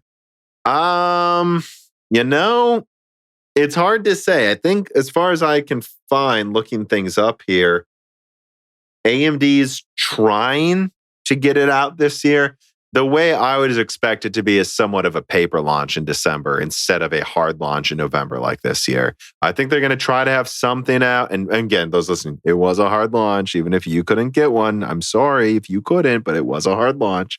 I don't know that I really expect it to launch in high volume this year at all. I don't really expect that, so I'm not making any bets here. Yeah, I don't know. Timeline of late this year to March next year would be my guess. Yeah. Again, kind of going over the timeline for other things for those wondering, like Genoa, so Zen 4 server, I believe is supposed to paper launch at the end of this year. They will probably start producing that Q3 though, right? Which is what I said in my wafer analysis. They're producing a lot of something on 5 nanometer mid this year. So could even just be some Zen 4 or maybe even some kind of a CDNA custom card. I'm not sure though. Or APU, but it's probably some of that's probably going to be Zen 4, and then consumer AM5 Zen 4 is, I believe, probably going to launch Q2 or something next year. So in there, I kind of expect RDNA 3 to launch probably Q1 next year. That's kind of what I expect. Doomberry writes in and says, hello, is Nvidia going to have trouble competing with AMD in the next 2 years? Well, I mean, more than before, but he goes on, I'm asking this question mostly in regards to the process node, as I don't see Nvidia switching to Samsung's 5 nanometer. In Broken Silicon 85, you mentioned that 5 nanometer would not be ready for GPUs anytime soon, but he's talking about Samsung's. Mm-hmm. But AMD doesn't have the same problem with TSMC's 5. I can definitely see Nvidia releasing a Maxwell-like refresh of Ampere with fixed power consumption, but will that be enough? Last year, Nvidia already had to make big compromises for peak performance. Is the future looking worse? It's hard to say at this point. I somewhat expect, they bought up some capacity on TSMC's 5 nanometer already, for those wondering, by the way. They have. But we don't know if that's just for like some what is it? Was it called A100? We don't know if that's for some L100 or Hopper 100 card that's for the professional market on TSMC. I would assume they plan to keep using Samsung for the next nodes. So, there's also Samsung 7 nanometer EUV, which is actually substantially better than their 8 nanometer, I think. So, it's hard to say, though. They're going to have to get the Samsung's 5 nanometer working at a certain point. It basically doesn't work at all right now, is my understanding. But, by 2022, maybe it could work to the same by the end of 2022. So yeah, again, I've said openly, I think making some kind of an Ampere refresh on 8 nanometer, again, that's 20% better, makes a ton of sense to launch Q3 this year. Yeah, but I think that would come out closer to, or unless the node's not developed enough yet, but I think that would come out closer to be more like a refresh type thing where it comes out 6 to 8 months later or something, that versus a full gen upgrade. So I don't know. Well, Dan, I think you need to call it a new gen because they need to give it more VRAM. Yeah, you're right. Look, they want to call it the Super Series. They can be big old stupid again, but I think it would behoove them to just call it the 4000 series. Give it double the RAM and make it 20% stronger. That's what they did with Fermi. That was a new gen. Yeah, I'm talking about like a Fermi 2 type upgrade, but that only came I think it came 6 months after Fermi 1. That was pretty fast. And I think it would be smart for them to do that this time, is what I'm saying. Yeah, that I agree, because I think Ampere, the 3000 series, is It's not too good. I mean, it's selling really well right now. I don't know how well those sales will sustain for, but the thing is, they're still competing with AMD, even with this kind of bad architecture, because AMD was kind of behind for a while. So I think the market, regardless, is just more competitive. I don't know who's clearly going to be on top by the end of next year, though. I mean, I guess if you were to phrase his question, is Nvidia doomed to fall behind now? I'm not so sure about that, but it is a concern that has been raised a few times. Like if AMD does get RDNA 3 with chiplets on 5 or possibly 6 nanometer, by the way, out at the end of 2021, well, Nvidia only has a 20% better generation, which, look, say what you will about what you expect about performance and stuff, but I do believe AMD when they say RDNA 3 will be 50% more efficient again, which I expect then is at least 40% stronger. So if that just crushes Nvidia, which has been their goal, as I've said over and over the whole time, and AMD always said RDNA 2 is to mostly catch up. RDNA 3 is when we want to take the crown. That is AMD's goal, and I'm sure Nvidia is concerned. I can't say that we ring the alarms yet, but I think they are doomed to put at least half or most of their lineup on Samsung for the foreseeable future, though.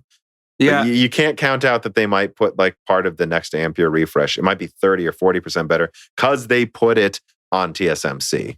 Yeah, and there's like I don't know. There's a chance that this becomes an exact repeat almost of like the Intel versus AMD thing with Zen. Just AMD versus Nvidia with RDNA. But in 2017, people would still thought Intel might pull through, and they didn't. So we'll see. I think there's indications that... And it's not as bad comparatively. I mean, Zen 1 launched and was outrageously more efficient, double the cores. I do think it's premature, Dan. I know AMD likes to do that. They do that, but I think it's premature to compare Ampere to like Skylake. Yeah, I know. I'm saying it could start... It could go that way. I don't think it's gotten there yet, though, at all. I just doubt it would ever to the same degree. But probably not. I think it's premature to worry about that yet. Yeah. Story number 5: 8-core Tiger Lake, now called Tiger Lake H45, rumored to launch during summer. And kind of just doing a short summary of something that was posted on Reddit by... Well, let me just get into it. A representative from XMG, a gaming laptop OEM, stated on Reddit that Tiger Lake 6 and 8 cores are expected to replace Comet Lake offerings by the end of the year in entirety and also launch near the end of Q2. This will be around a full quarter after Cezanne launches, but could prove to offer better mobile gaming performance, ensuring AMD stays on their toes in the mobile space. Now, I kind of added this last minute. I almost just did 5 main stories today for this episode, but I thought this was worth mentioning because Tiger Lake's actually something I did a lot of leaks about early last year and talked about to a great degree. And we've just been kind of quiet just because there hasn't been anything new outside of our own leaks. But now that we kind of have Q2, so it's launching during the summer. And then also the real new piece of news for me is the replacing Comet Lake. Yeah. And maybe I just wasn't paying attention. But you could probably assume it would, but yeah. And they're also releasing 6 cores. I don't know if I just wasn't paying attention, but... to that aspect of it, but yeah, I don't know. And OEM actually just talking about it openly. Tiger Lake H45 is coming because I feel like we've been talking about Tiger Lake H for 4 or 5 months now. I mean, yeah, there were some big rumors that they were going to try to push it up again, like Rocket Lake, into 2020 if they could, but that it's unlikely. They did get Tiger Lake, of course, H35, which is the high power version of the 4-core. And then, H, well, not H, just U, so 28 watts and lower out in Q3 of 2020. But yeah, it was always kind of so where is the 8-core? But now we have official, it's coming out summer. And this is and just let me throw this out there. A lot of people have asked about Razer laptops. I wouldn't touch anything Razer until they get 10 nanometer 8 cores in there. I don't want anything Comet Lake in a laptop that expensive in 2021. Yeah, of course. Yeah, if you can wait. That's kind of always the advice for laptops, though. But yeah, Tiger Lake H45 is, I feel like, truly going to compete with what Ryzen has to offer right now. So at the high end. So yeah, I'm excited for it to launch. Yeah, and I guess just again in summary, we've always kind of known there would be like 8-core Tiger Lakes eventually. These should prove to be a bit like 5% higher IPC, if not more, than what's in Rocket Lake. And they should clock about 4.8 gigahertz with 8 cores in laptops, with graphics that are a third the execution units, but they'll clock higher as well. So I also just expect the integrated graphics to be close to what Ice Lake is, but not better. But it doesn't matter because these are meant to be paired with graphics cards anyway, dedicated graphics cards anyway. So this should be the best gaming laptop processors. And now we know why they called the other one H35. That's just what they're doing. They're just H35, H45. And now we know when it comes out, which is summer. So I don't know, kind of exciting. Yeah. But moving on, Blokes writes in, and you can't see this, Dan, but is an attachment of a boat sailing while people sing, "Soon may the tendy man come due to stonks." So this is definitely a reference to GameStop, which I almost didn't make this a main story, but I felt like people expect us to talk about it, so we might as well. Story number 6. GameStop skeptics Citron and Melvin succumb to epic short squeeze. Melvin Capital and Citron Capital closed out their short positions on GameStop Corp as the firm succumbed to the stock's meteoric ascent recently. Melvin Capital closed its position after repositioning its portfolio, according to a spokesperson. Citron Capital's Andrew Left also said Wednesday that the firm covered the majority of its GameStop short bets at a loss of 100%. Jesus. In a YouTube video, the gaming retailer surged even higher in the U.S. pre-market trading after an Elon Musk tweet fanned the flames of the stock's rally that has sent the company's market value beyond $10 billion. Short sellers have come under ferocious attacks as crowds of retail investors, so just people like me and you guys, pile into the least loved names on Wall Street.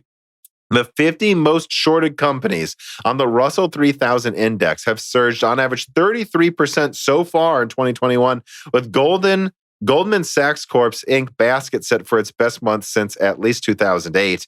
GameStop stock whipsawed after the Melvin Capital move was first reported by CNBC. The shares were up 66% at $245 as of 6/30/78. So this is kind of old stuff there. So yeah, let me just stop there. I mean, I'm obviously just covering not only GameStop, but the epic short squeeze going on with, as they say here, 50 or more companies, as retail investors seem to just be having tons of fun now screwing over hedge funds trying to short companies into the ground. Again, I'm trying to talk about this as long as we want or as little as we want. I just thought we had to because people kind of expect it because it's somewhat gaming related with GameStop. I don't know, Dan, what do you think about all of this?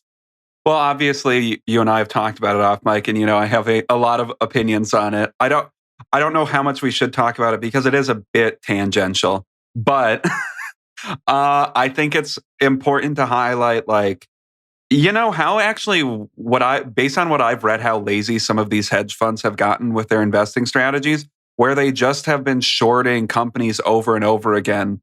Shorting companies are like silver over and over again to just make easy money. So the assumption was this was just going to be another easy short. And so it comes at a really bad time for them too. Yeah, and then they lost $10 billion total. I think between the two groups, they lost $10 billion. Yeah, so it's a lot. It's a lot of bozos, Dan. I feel like what you're looking at now is a bunch of people that were constantly gaming the system and they knew what they were doing, and now that they're complaining when other people decided that they can also game the system. So I don't know what else to say about that. I think what happened is kind of funny, but if you're currently are one of the people that's participated in the short squeeze, get out of your positions as soon as possible. This is not financial advice, though. This is not financial advice, but very good for you. I would sell immediately. The only. So I guess I have a couple things to say. Number one is there's a lot of people saying, "Oh, the market's rigged because they stopped the selling." It's like, as far as I've been able to discern from Robinhood, for example, they only stopped They halted trading because they legally had to.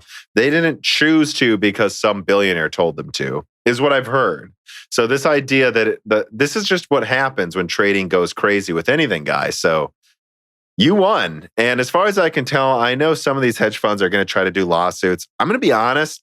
I'm not a lawyer, but I don't think they're going to be successful at all. I think maybe they'll find one scapegoat to try to punish, to scare people.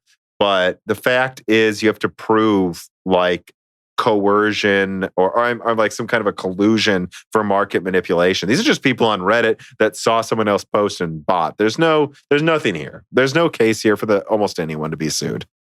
I think where the short squeeze started from was like, these hedge funds just someone just pointed it out. Companies over and over again. It would be really easy to make a lot of money by investing in this stock right now, and hedge funds aren't super popular right now for some reason. So, yeah, I can't imagine why. Yeah, but no. Yeah, so I guess the only other thing I would add to that too is like this happens all the time. Like, I mean, just watch the show Billions, by the way. Or, I mean, I've watched documentaries where there was a multi-level marketing company that wasn't profitable. Someone did an epic short squeeze, and then an old rival he had in Wall Street decided to boost the company to short squeeze him and screw him over. So, yeah. So like this happens all the time. There's nothing illegal about short squeezing, right? Yeah. So these people crying foul about how this is market manipulation. No, you've been doing this market manipulation the whole time. You know exactly what happened. This was just a distributed short squeeze. Right. And the fact that it's distributed makes it should scare a lot of these hedge funds. And I mean, one reason I really did want to bring it up, though, specifically with relations to gaming and gaming hardware, is I've seen so many people, especially late last year and this month, talk about how, oh, everything's out of our control.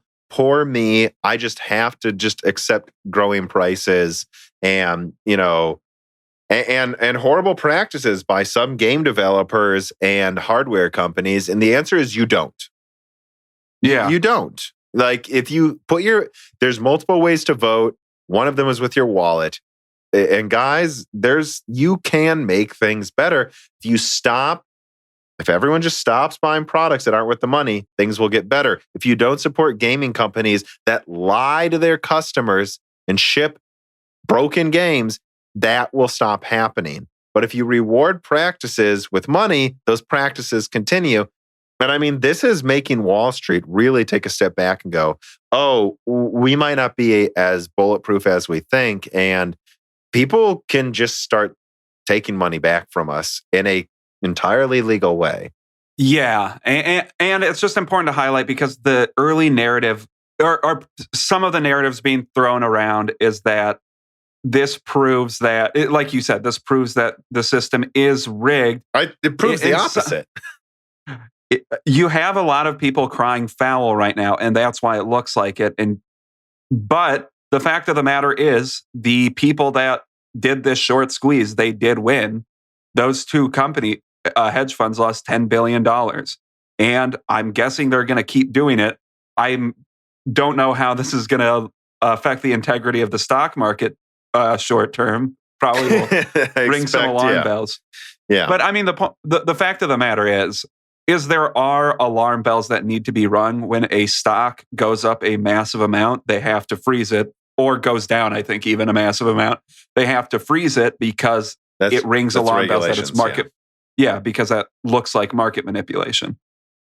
And I mean, again, the last thing I will just say is this just kind of ties in with something I've wanted to say, which there's this phrase, keep your powder dry. And that's, it's an old Revolutionary War term, of course, but it's just this idea of like, save your energy for the fights that are worth fighting. And there's a lot of people that waste all their energy screaming at each other online because they put a woman on the cover of a game, or because they couldn't get a hold of an AMD graphics card, despite being manufactured more than previous launches, or the PS5, despite the PS5 being produced 2-to-1 to what the PS4 was produced. The PS4 sold crazy well, guys. Stop yelling at things that isn't out of malice towards you. and save your energy for the companies that actually are making broken games, for the companies that actually are manipulating the market. Like, stop complaining about market manipulation and that's why I say this, keep your powder dry. Stop complaining about market manipulation. You just screwed over $10 billion. You just screwed over these hedge funds overnight. You can affect things. Just stop wasting your energy on the wrong arguments and the wrong fights. Yeah. All right. Laws writes in and says, why do we have so many games, especially new IPs, broken at launch? Sure, a perfect tie in here. Surely, after a few examples, companies should learn how long it takes to finish a game. Is it more profitable for them to focus on features and marketing as opposed to bug fixing? Well, to a certain degree, the answer to that's yes. Or are we simply remembering a few controversial broken launches more than the games that just work? I mean, I think that question is not as interesting as just answering the other one. It's like, again, if you reward companies that lie, mislead you, and sell a broken game, they will do it again. If you reward companies that make games that work on release and stop complaining about a game just for like having a setting you didn't like, which isn't worth your effort. Some people liked it, some people didn't. Then the industry will get better. But there's just a lot of people screaming at the wrong things right now. That's all it is. Yeah, and I think we've seen, once again, we've beaten this horse to death and we're beating it over. We're now beating its tombstone. But like Cyberpunk sold 8 million copies day one. So I don't know how many people returned that game, but a lot of people didn't. So that it clearly advertising features and doing marketing, clearly that pays off more in some circumstances than fixing bugs. And the only way that stops is if people don't buy games when they are released broken. Or you cannot do that and the industry will keep getting worse, but maybe you'll feel better about yourself. Hope it's worth it. All right, so that's the remainder of the main stories, Dan. We are now on to what is called the final wrap-up. I've just got a bunch of articles here. I guess before I ask you specifically, I'll go through a couple that I wanted to mention. An honorable mention, because we forgot to mention it in episode 83 in that wrap-up, is that Intel has halted the production of Optane SSDs, which is so funny because I'm really kicking myself for not bringing this up at the end of Broken Silicon 83, because that was it was 84, my mistake. It was right after the guest episode where we talked about Optane and how it makes no sense in SSDs, and it was only done to have a high volume product, So that's kind of fascinating that actually happened right after that episode. We want to make sure that's out there. It's like, well, there it is. Intel is moving Optane over for DDR sticks and eventually for CXL, right? That's the ultimate goal, is to use CXL, which is something somewhat in between NVMe and DDR. Okay. That allows high capacity transfers of storage. In some ways, I've heard it's even better than DDR DIMMs, actually. But that's what Optane's destined for. And it was always sold in SSDs to just have a product to sell. And weren't they sold? If you feel like you were duped, though, keep in mind, Intel was selling those for about 50% of what it cost to make them. Weren't they sold in in SATA SSDs as well? Yes. No? Yes. Okay. I don't know. That was always a dumb technology. Well, not a dumb technology. Well, they were like, well, there's still a latency bonus, Yeah. Okay. Doesn't make any sense. Hopefully Optane finds a better new home as something that it makes sense for. Also, there's this thing. We've got a reader mail here. So Fire Squatch writes in and says, "Hi, Tom. I just subscribed. Well, thank you for joining us. And I'm really excited to be here. I was wondering if you have any information on the AMD-Samsung partnership to produce GPUs for Samsung phones. What kind of architecture are these based off of? Well, as far as I've heard, it's like an RDNA 1 base. And what kinds of other applications could they be used for in the future? Any thoughts would be great. Love supporting the channel. Keep it up." Well, thank you for your support. Yeah, I mean, this isn't something I've dug into heavily, but my understanding is they're using RDNA 1 for some of the ARM core-based Samsung APUs for phones. Did you look into this at all, Dan? I did a little bit. I don't think there's really too much to say now. We just know there's a partnership where the GPU on their phone SoCs is going to be. I don't even know if they said it's not RDNA 2. You're probably right that it's RDNA 1. That's what my memory is, but it could be wrong. It just says it's an RDNA based GPU. Yeah. So Which it's going to be its own flavor anyways, again, like I say about the consoles. Yeah, they're not just RDNA 2 or 3. They have all these different feature sets. Yeah, so I mean, it'll be interesting to see. I think that's their first time not on. I looked into it, like not on ARM for like years and years. ARM-based graphics, you mean? ARM-based graphics, yeah, for years and years. I think they're still using an ARM CPU, yeah. But yeah. I mean, there's not much to say except that, I mean, there is no reason why you can't start putting AMD graphics into phones and into a Switch 2.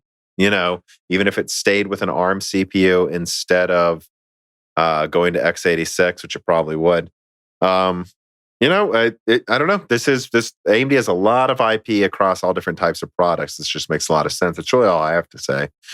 Also, we have in the wrap up here, there was an article out, Dan, DG1 doesn't work without a motherboard with a special BIOS. I actually mentioned that.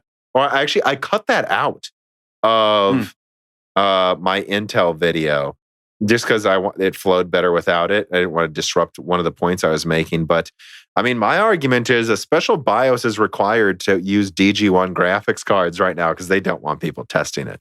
They want it in OEM systems, and they don't see it as something that's meant for anything else. Yeah, I don't see too much more to add to that other than, I don't know, DG1 was a bit of a failure, I guess. But it made it into some systems. Yeah. So, yeah. So, also, honorable mention as well, Cezanne is now official. I mean, in the past 2 weeks, technically, it feels like we've known everything about Cezanne for months, but it is worth mentioning Cezanne is officially announced, though, by AMD. Yeah, that was at a press conference, right? Yeah. So, I don't know. It's kind of funny, like, just all of these things that we've been talking about for like months now. They're finally coming out, and to an extent, it's almost not even that big of a deal because it's like, yep, we knew what this was. All right, so let me fly through a couple of these. RTX 3080 Ti 20 gigabyte leaked, like 2% weaker than the 3090. Doesn't surprise me at all. The thing is, the 3080 Ti will launch when Nvidia can keep up with demand. It's kind of how I see it. I don't see that kind of happening anytime soon. But if they want to, they can launch it, guys. And yeah, 3090 is like 11% stronger than the 3080. Anything in between there is going to be real close to the 3090. And also, we have a story about a 3090 modded to work with a laptop through an M.2 slot and a reader mail about it. So Josh Law writes in and says, I recently saw a Linus Tech Tips video featuring a GPU that can be installed via M.2. If Nvidia or AMD so desire, do you think that they could also make M.2 form factor graphics cards to be used in laptops?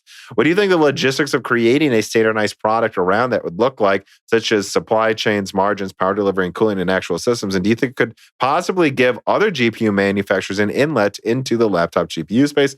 I apologize if this is getting long-winded, but if this idea was expanded upon, do you think it could allow the idea of upgrading laptops to be nearly as robust as desktops? I think the short answer is yes. The only problem is looking at the modded 3090, I mean the modded laptop that they plugged the 3090 into.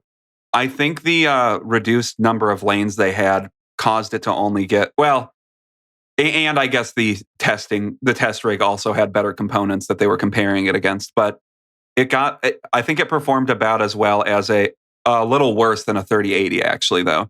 So, well, I mean, depending, I didn't watch the video, but the M.2 is either going to support 4 lanes or 2 lanes. So it's running at like a fourth the bandwidth at least. Yeah, exactly. So, but if you were to make an M.2 card, that shouldn't be an issue.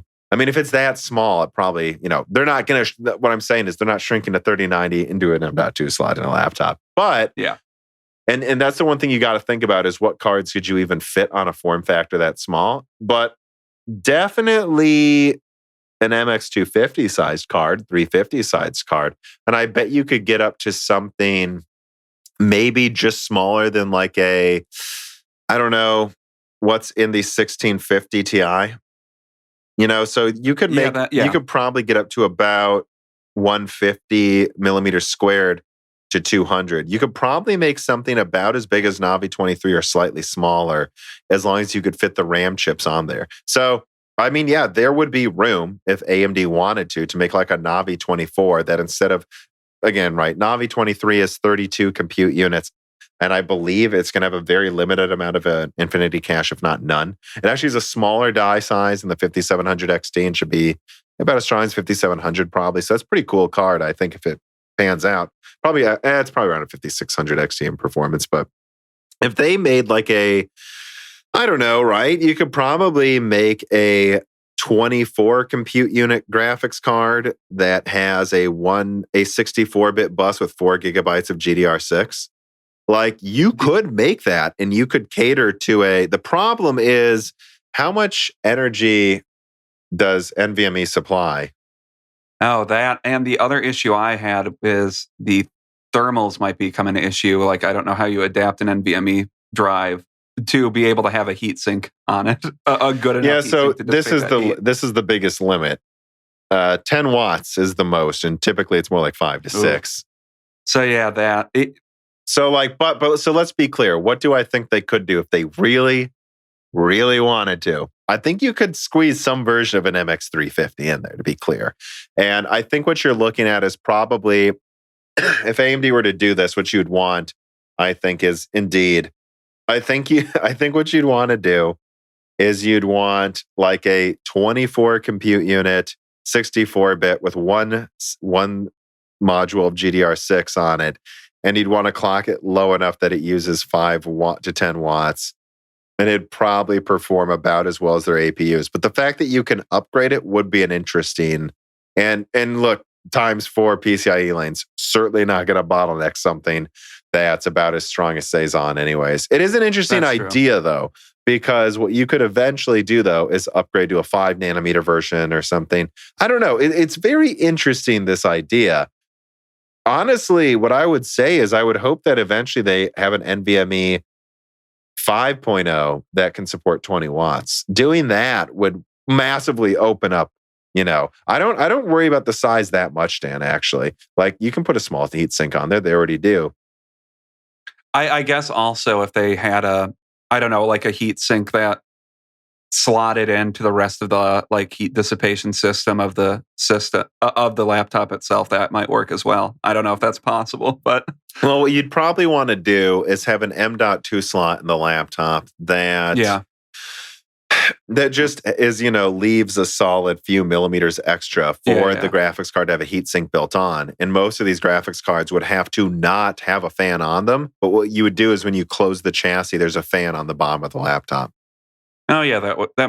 That's how I guess we're talking about dissipating 10 watts of heat, so that would probably be good enough. Oh, that'd certainly be good enough. And there's passively cooled GT 1030s, so those are 20 watts. So I don't see why not. But yeah, so the answer to everything you're saying is this is possible, and I would really love it if this was explored. But I'm going to be the biggest barrier here is power usage by far. I'm not even that worried about the cooling. You can figure that out somehow. I really think you need to support up to if we're being entirely honest, you'd want to support up to 25 watts for this to make any sense that you can actually put in something that's as stronger than you're going to fit in an APU. To an extent, I think if you wanted something like this, it would need to at least get up to mid-range performance though, because I don't know who this is for then. Because I don't think there's a person I don't think there are many people that are super interested in having a hot swappable MX350. You know what I mean? I mean, the fact that it's this small of a form factor, though, means you could still fit it in thin and lights. I would be interested, but most people probably not. Yeah, most people know. All right, so let's look at the rest of these wrap-up stories. I don't think we need to go into this, but there's a Keanu Reeves sex mod for Cyberpunk, so I had to just point that out because it's hilarious. And then speaking of which, that happens all the time. Remember in Beyond Two Souls, there's an Ellen Page sex mod. I don't know if that was a mod. I think somebody just like... Oh, that's right. They just took the files out of the system. Yeah. And then put it on PC. She was not happy. And then Tesla gets Navi 23. Again, not much to add there. Makes Aside sense. From, for some reason, Elon Musk tweeted out a picture of a Tesla with the Witcher 3 on it.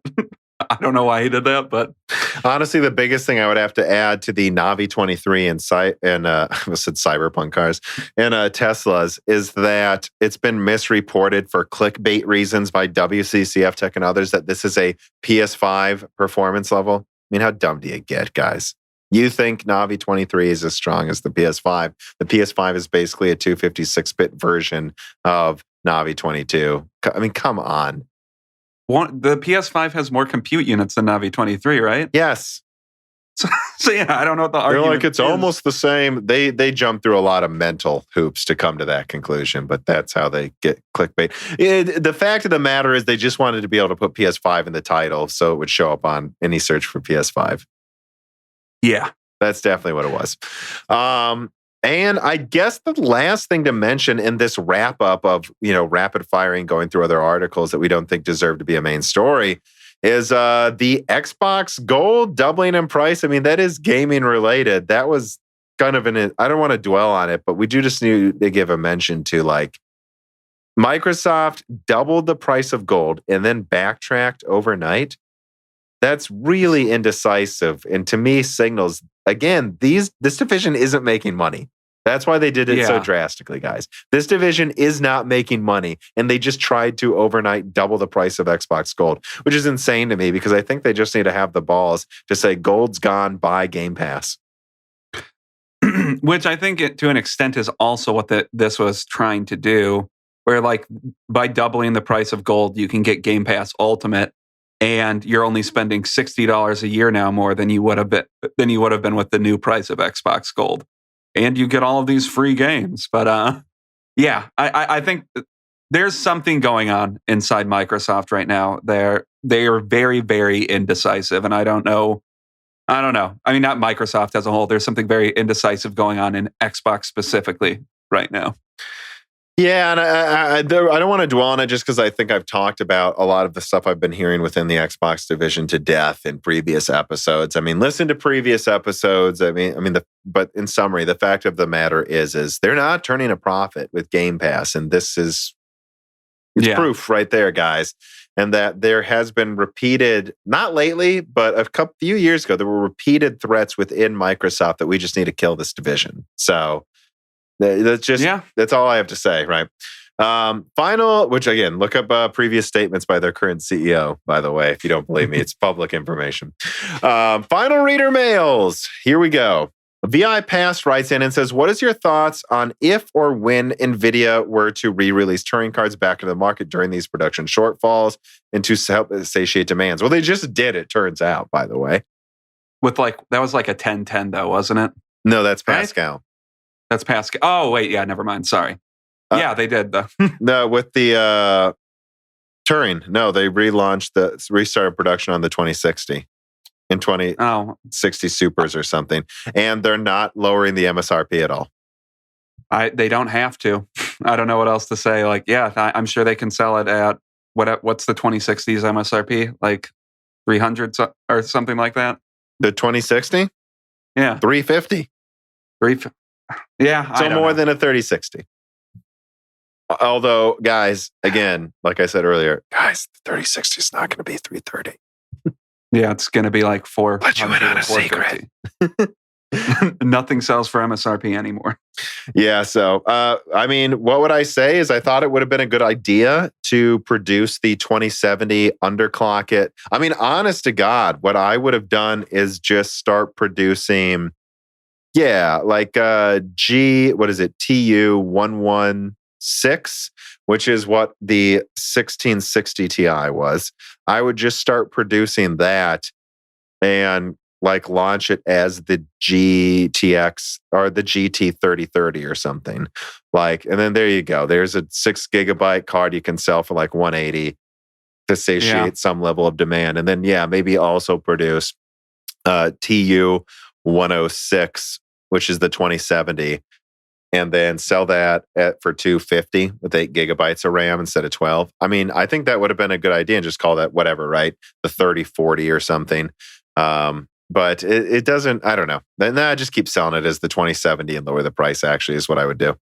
Yeah, I'm not a huge fan of the rebadging of cards. It's just keep selling it for what it is. And that's that's what AMD did with Polaris for a while. Yeah, so in short, I think they should have, but Instead, they're reproducing 2060s and selling them for the original price. Blokes writes Ooh. in with a couple of links here, and he says apparently some of the 3100s, so Ryzen R3 3100s, were a dual CCD chip that may or may not be moddable to have the second one unlocked for more cores. And he just wants us to know that there may be R3 3100s out there you can unlock cores in. And also, I would just like to point out that Agisa 1.2.0.0 features a vaccine against dual CCD 5600Xs and 5800Xs. First batch had a bunch, as far as I'm aware, potentially hampering your future ability to unlock the disabled CCD and play around with it. So don't update to those versions if you have one, unless you don't care. Not sure when you would have said this, Tom, but I thought people should know. So I just thought I'd read it near the end of the episode because that is kind of a PSA. Like there could be 5600Xs you can unlock to more cores. How many more cores would that unlock? You can unlock to maybe like 8 cores. Yeah, so from 6 to 8. If you have it, I guess it's worth trying if you feel comfortable. Yeah. More Balar 1024 writes in, "Hi Tom, I've been following you since the beginning. First gen i7 lasted me for over 10 years before I changed to Zen 2. Top of the line AMD Hawaii GPU serves me to this day as well and runs every game I play at 1080p 60 or better." Yeah, it probably does. Will the 3700X also last me for 10 years? Will my next card last for 8 years? Or will things finally start getting much cheaper and much better? I like upgrading, but it doesn't make sense considering the current prices and performance. In the older days, I used to change everything every 3 years. And me and Dan used to as well. I never thought the Radeon 7 would last this long, but who knows how long it'll last me with how prices are going. I mean, I would say the 3700X could last you 10 years to a certain degree, considering you're still making do with an 8-thread i7. But I mean, it'll still run games for a while, for a very long time, probably way above 30 hertz. And I mean, I don't know, just looking at like Hawaii, I'm sure still works fine. I'm trying to think of what performance level that's at. So kind of like a 570 or something. Yeah, I mean, you're not that far away from a Series S. So I'm sure it's still running plenty of games, 1080p 60, fine. Yeah, I mean, will your next card last you 8 years? It's just so hard for me to say. But if you were to do the same thing as like the equivalent of the 290X, if you get full RDNA 3, I think it'll last a long time.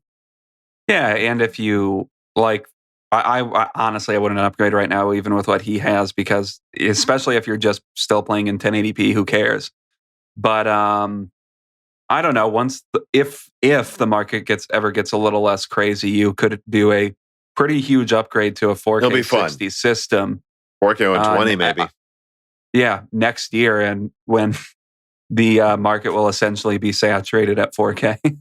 Going from 1080p 60 to 4K 120, you would be pushing out 8 times the pixels per second. Oh, hell yeah, bro. All those pixels. It's a lot of pixies, boy, as we call them.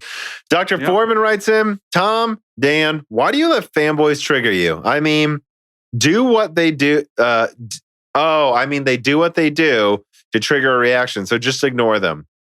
I do ignore them most of the time. What you're not seeing is how often I am.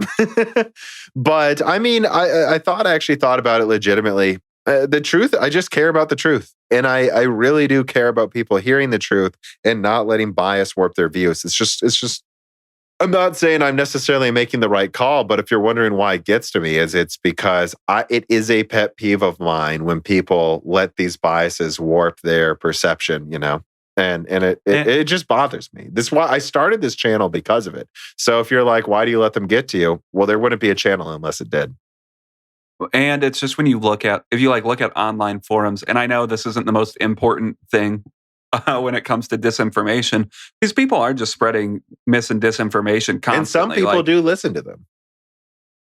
Yeah, like you read stories about like the consoles. You read rabid Sony and Xbox fanboys just straight up lying about the system, and then there's people. Did you know the PS5's RDNA 4, Dan?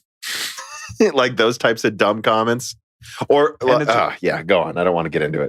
I am going to get triggered. I don't know. It's just like you see somebody say, "Well, actually, I heard the PS4's solid state drive actually has a full terabyte on it. And the PS5 one. You mean, that was one we always heard. Does the PS5 actually have a terabyte? No, they said it doesn't. And then there's like a line of comments. It has like 20 likes and a line of comments of people that were like, "Oh, that makes sense," and no, it doesn't make sense. So just, I don't know. I think that's more of the person is misinformed. But still, most of the time. I don't know. If you're going to make a purchase, it's best if you're making an informed decision. And a bunch of fanboys or people that just don't read enough spread disinformation constantly. Well, and like one thing I would say is at a certain point, just having a podcast or a YouTube channel or what have you, you're addressing your fan base, you're addressing your viewership, and what you address is based on, what they say, what they're reading. And I would say to a certain degree, us addressing fanboys comes from the fact that unfortunately, it seems like a significant portion of viewers are fanboys. And so if I don't address them, I mean, it's frustrating. It's a balance. What do you address? What don't you? But you know what I mean? Like, yeah. So it's almost like, well, how do I not if like 10%, 20% of them are fanboys?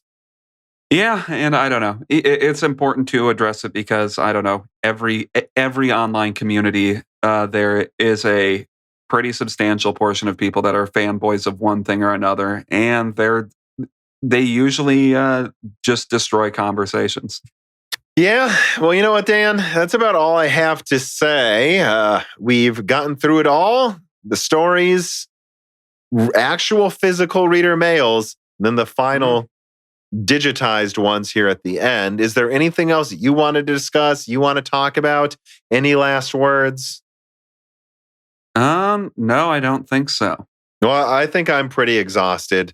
We had to record this later. Well, earlier, but later than in a more tired state than usual due to Dan's schedule.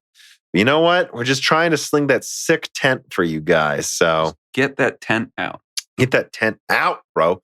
So just remember that this is only made possible by our patrons. We're trying to grow this year into a much larger, again, look at the growth from 2019 to 2020, the increase in content and quality. We're trying to do that level of growth again this year, but we can't do it without getting to a substantial Patreon base so that there's a steady income to pay just a better team. So remember that. Remember, if you do, you get early ad-free access to Broken Silicon. You get the exclusive podcasts like Die Shrink, the ability to submit reader mails and telegrams to guests on air.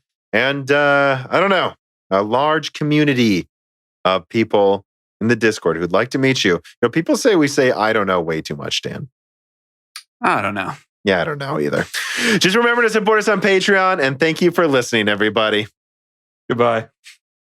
The following podcast was brought to you by the YouTube channel and website Moore's Law is Dead. Moore's Law is Dead and Broken Silicon are trademarks of their creator, Tom.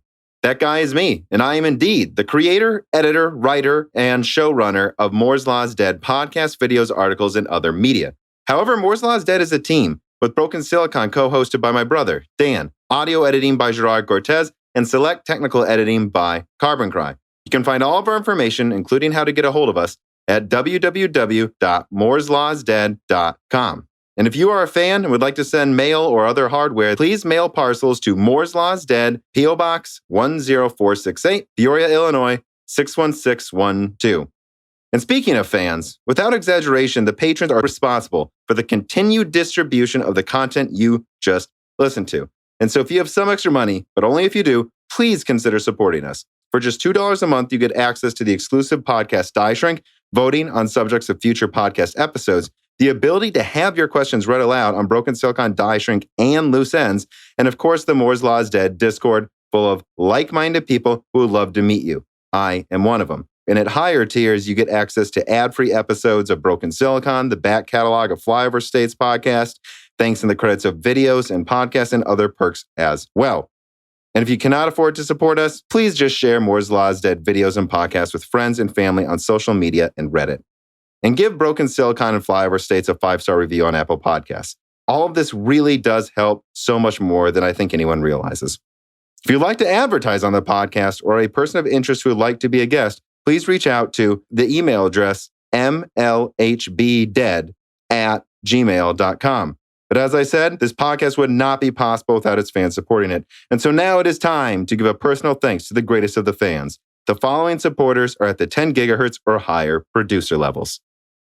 Matthew McMullen, Talos, GUK, Benny Berlin, Justin Yant, Thomas Rupp, I Love You, Lynn and Jim, Ivan K, Tom Bailey, Muhammad Al-Kawari, Frederick Lau, James Crasta, Justin Parrish, Zachary Martin, Terrence Herod, Brad Medlin, Phil S., Courtney Elliott, The Ninth Dude, Greg Renegard, Josh Law, JBG, Travis Gooding, The Mechanical Philosopher, Lebo King Kilo, Fatboy Deesru, Daniel Hyde, Rad Dad, Tara Reed, Jack O'Neill, Matt Salem, Aaron Close, Juan Garcia, Sean Balmer, My Name is Nobody, Robert, Alethros, Telos, Hey There's a Kitty, Greg T. Wanchik, Ivan214, John Jameson, Benjamin Cannon, Matthew Lane, Dividing Symbol, Jan Rauner, Rubber Ducks, Drita Full, Allie Robertson, Eric Jackson, Jonathan, Sean Grant, Evan Dingle, Dominique Cox, Stefan, Original Ross, Hardforum.com, Sam MacArthur's, Total Silo, Sol Connor, Michael Costa, Andrew S., Blake, Aaron Keith, Gary Baldino, Endless Logins, Tom Sanfilippo, Justice Brennan, Viking R., Trevor Powers, Stu, Alenia, Nanyan, Daniel Nishbal, Franco Frederic, Hardware Numbers, Alex Carcio, Dark Rain 2049, Leighton Perry, Joseph Karaman, Carlos Valdez, Carnivore Bear, Luca, Saber Zebur, Zlicky,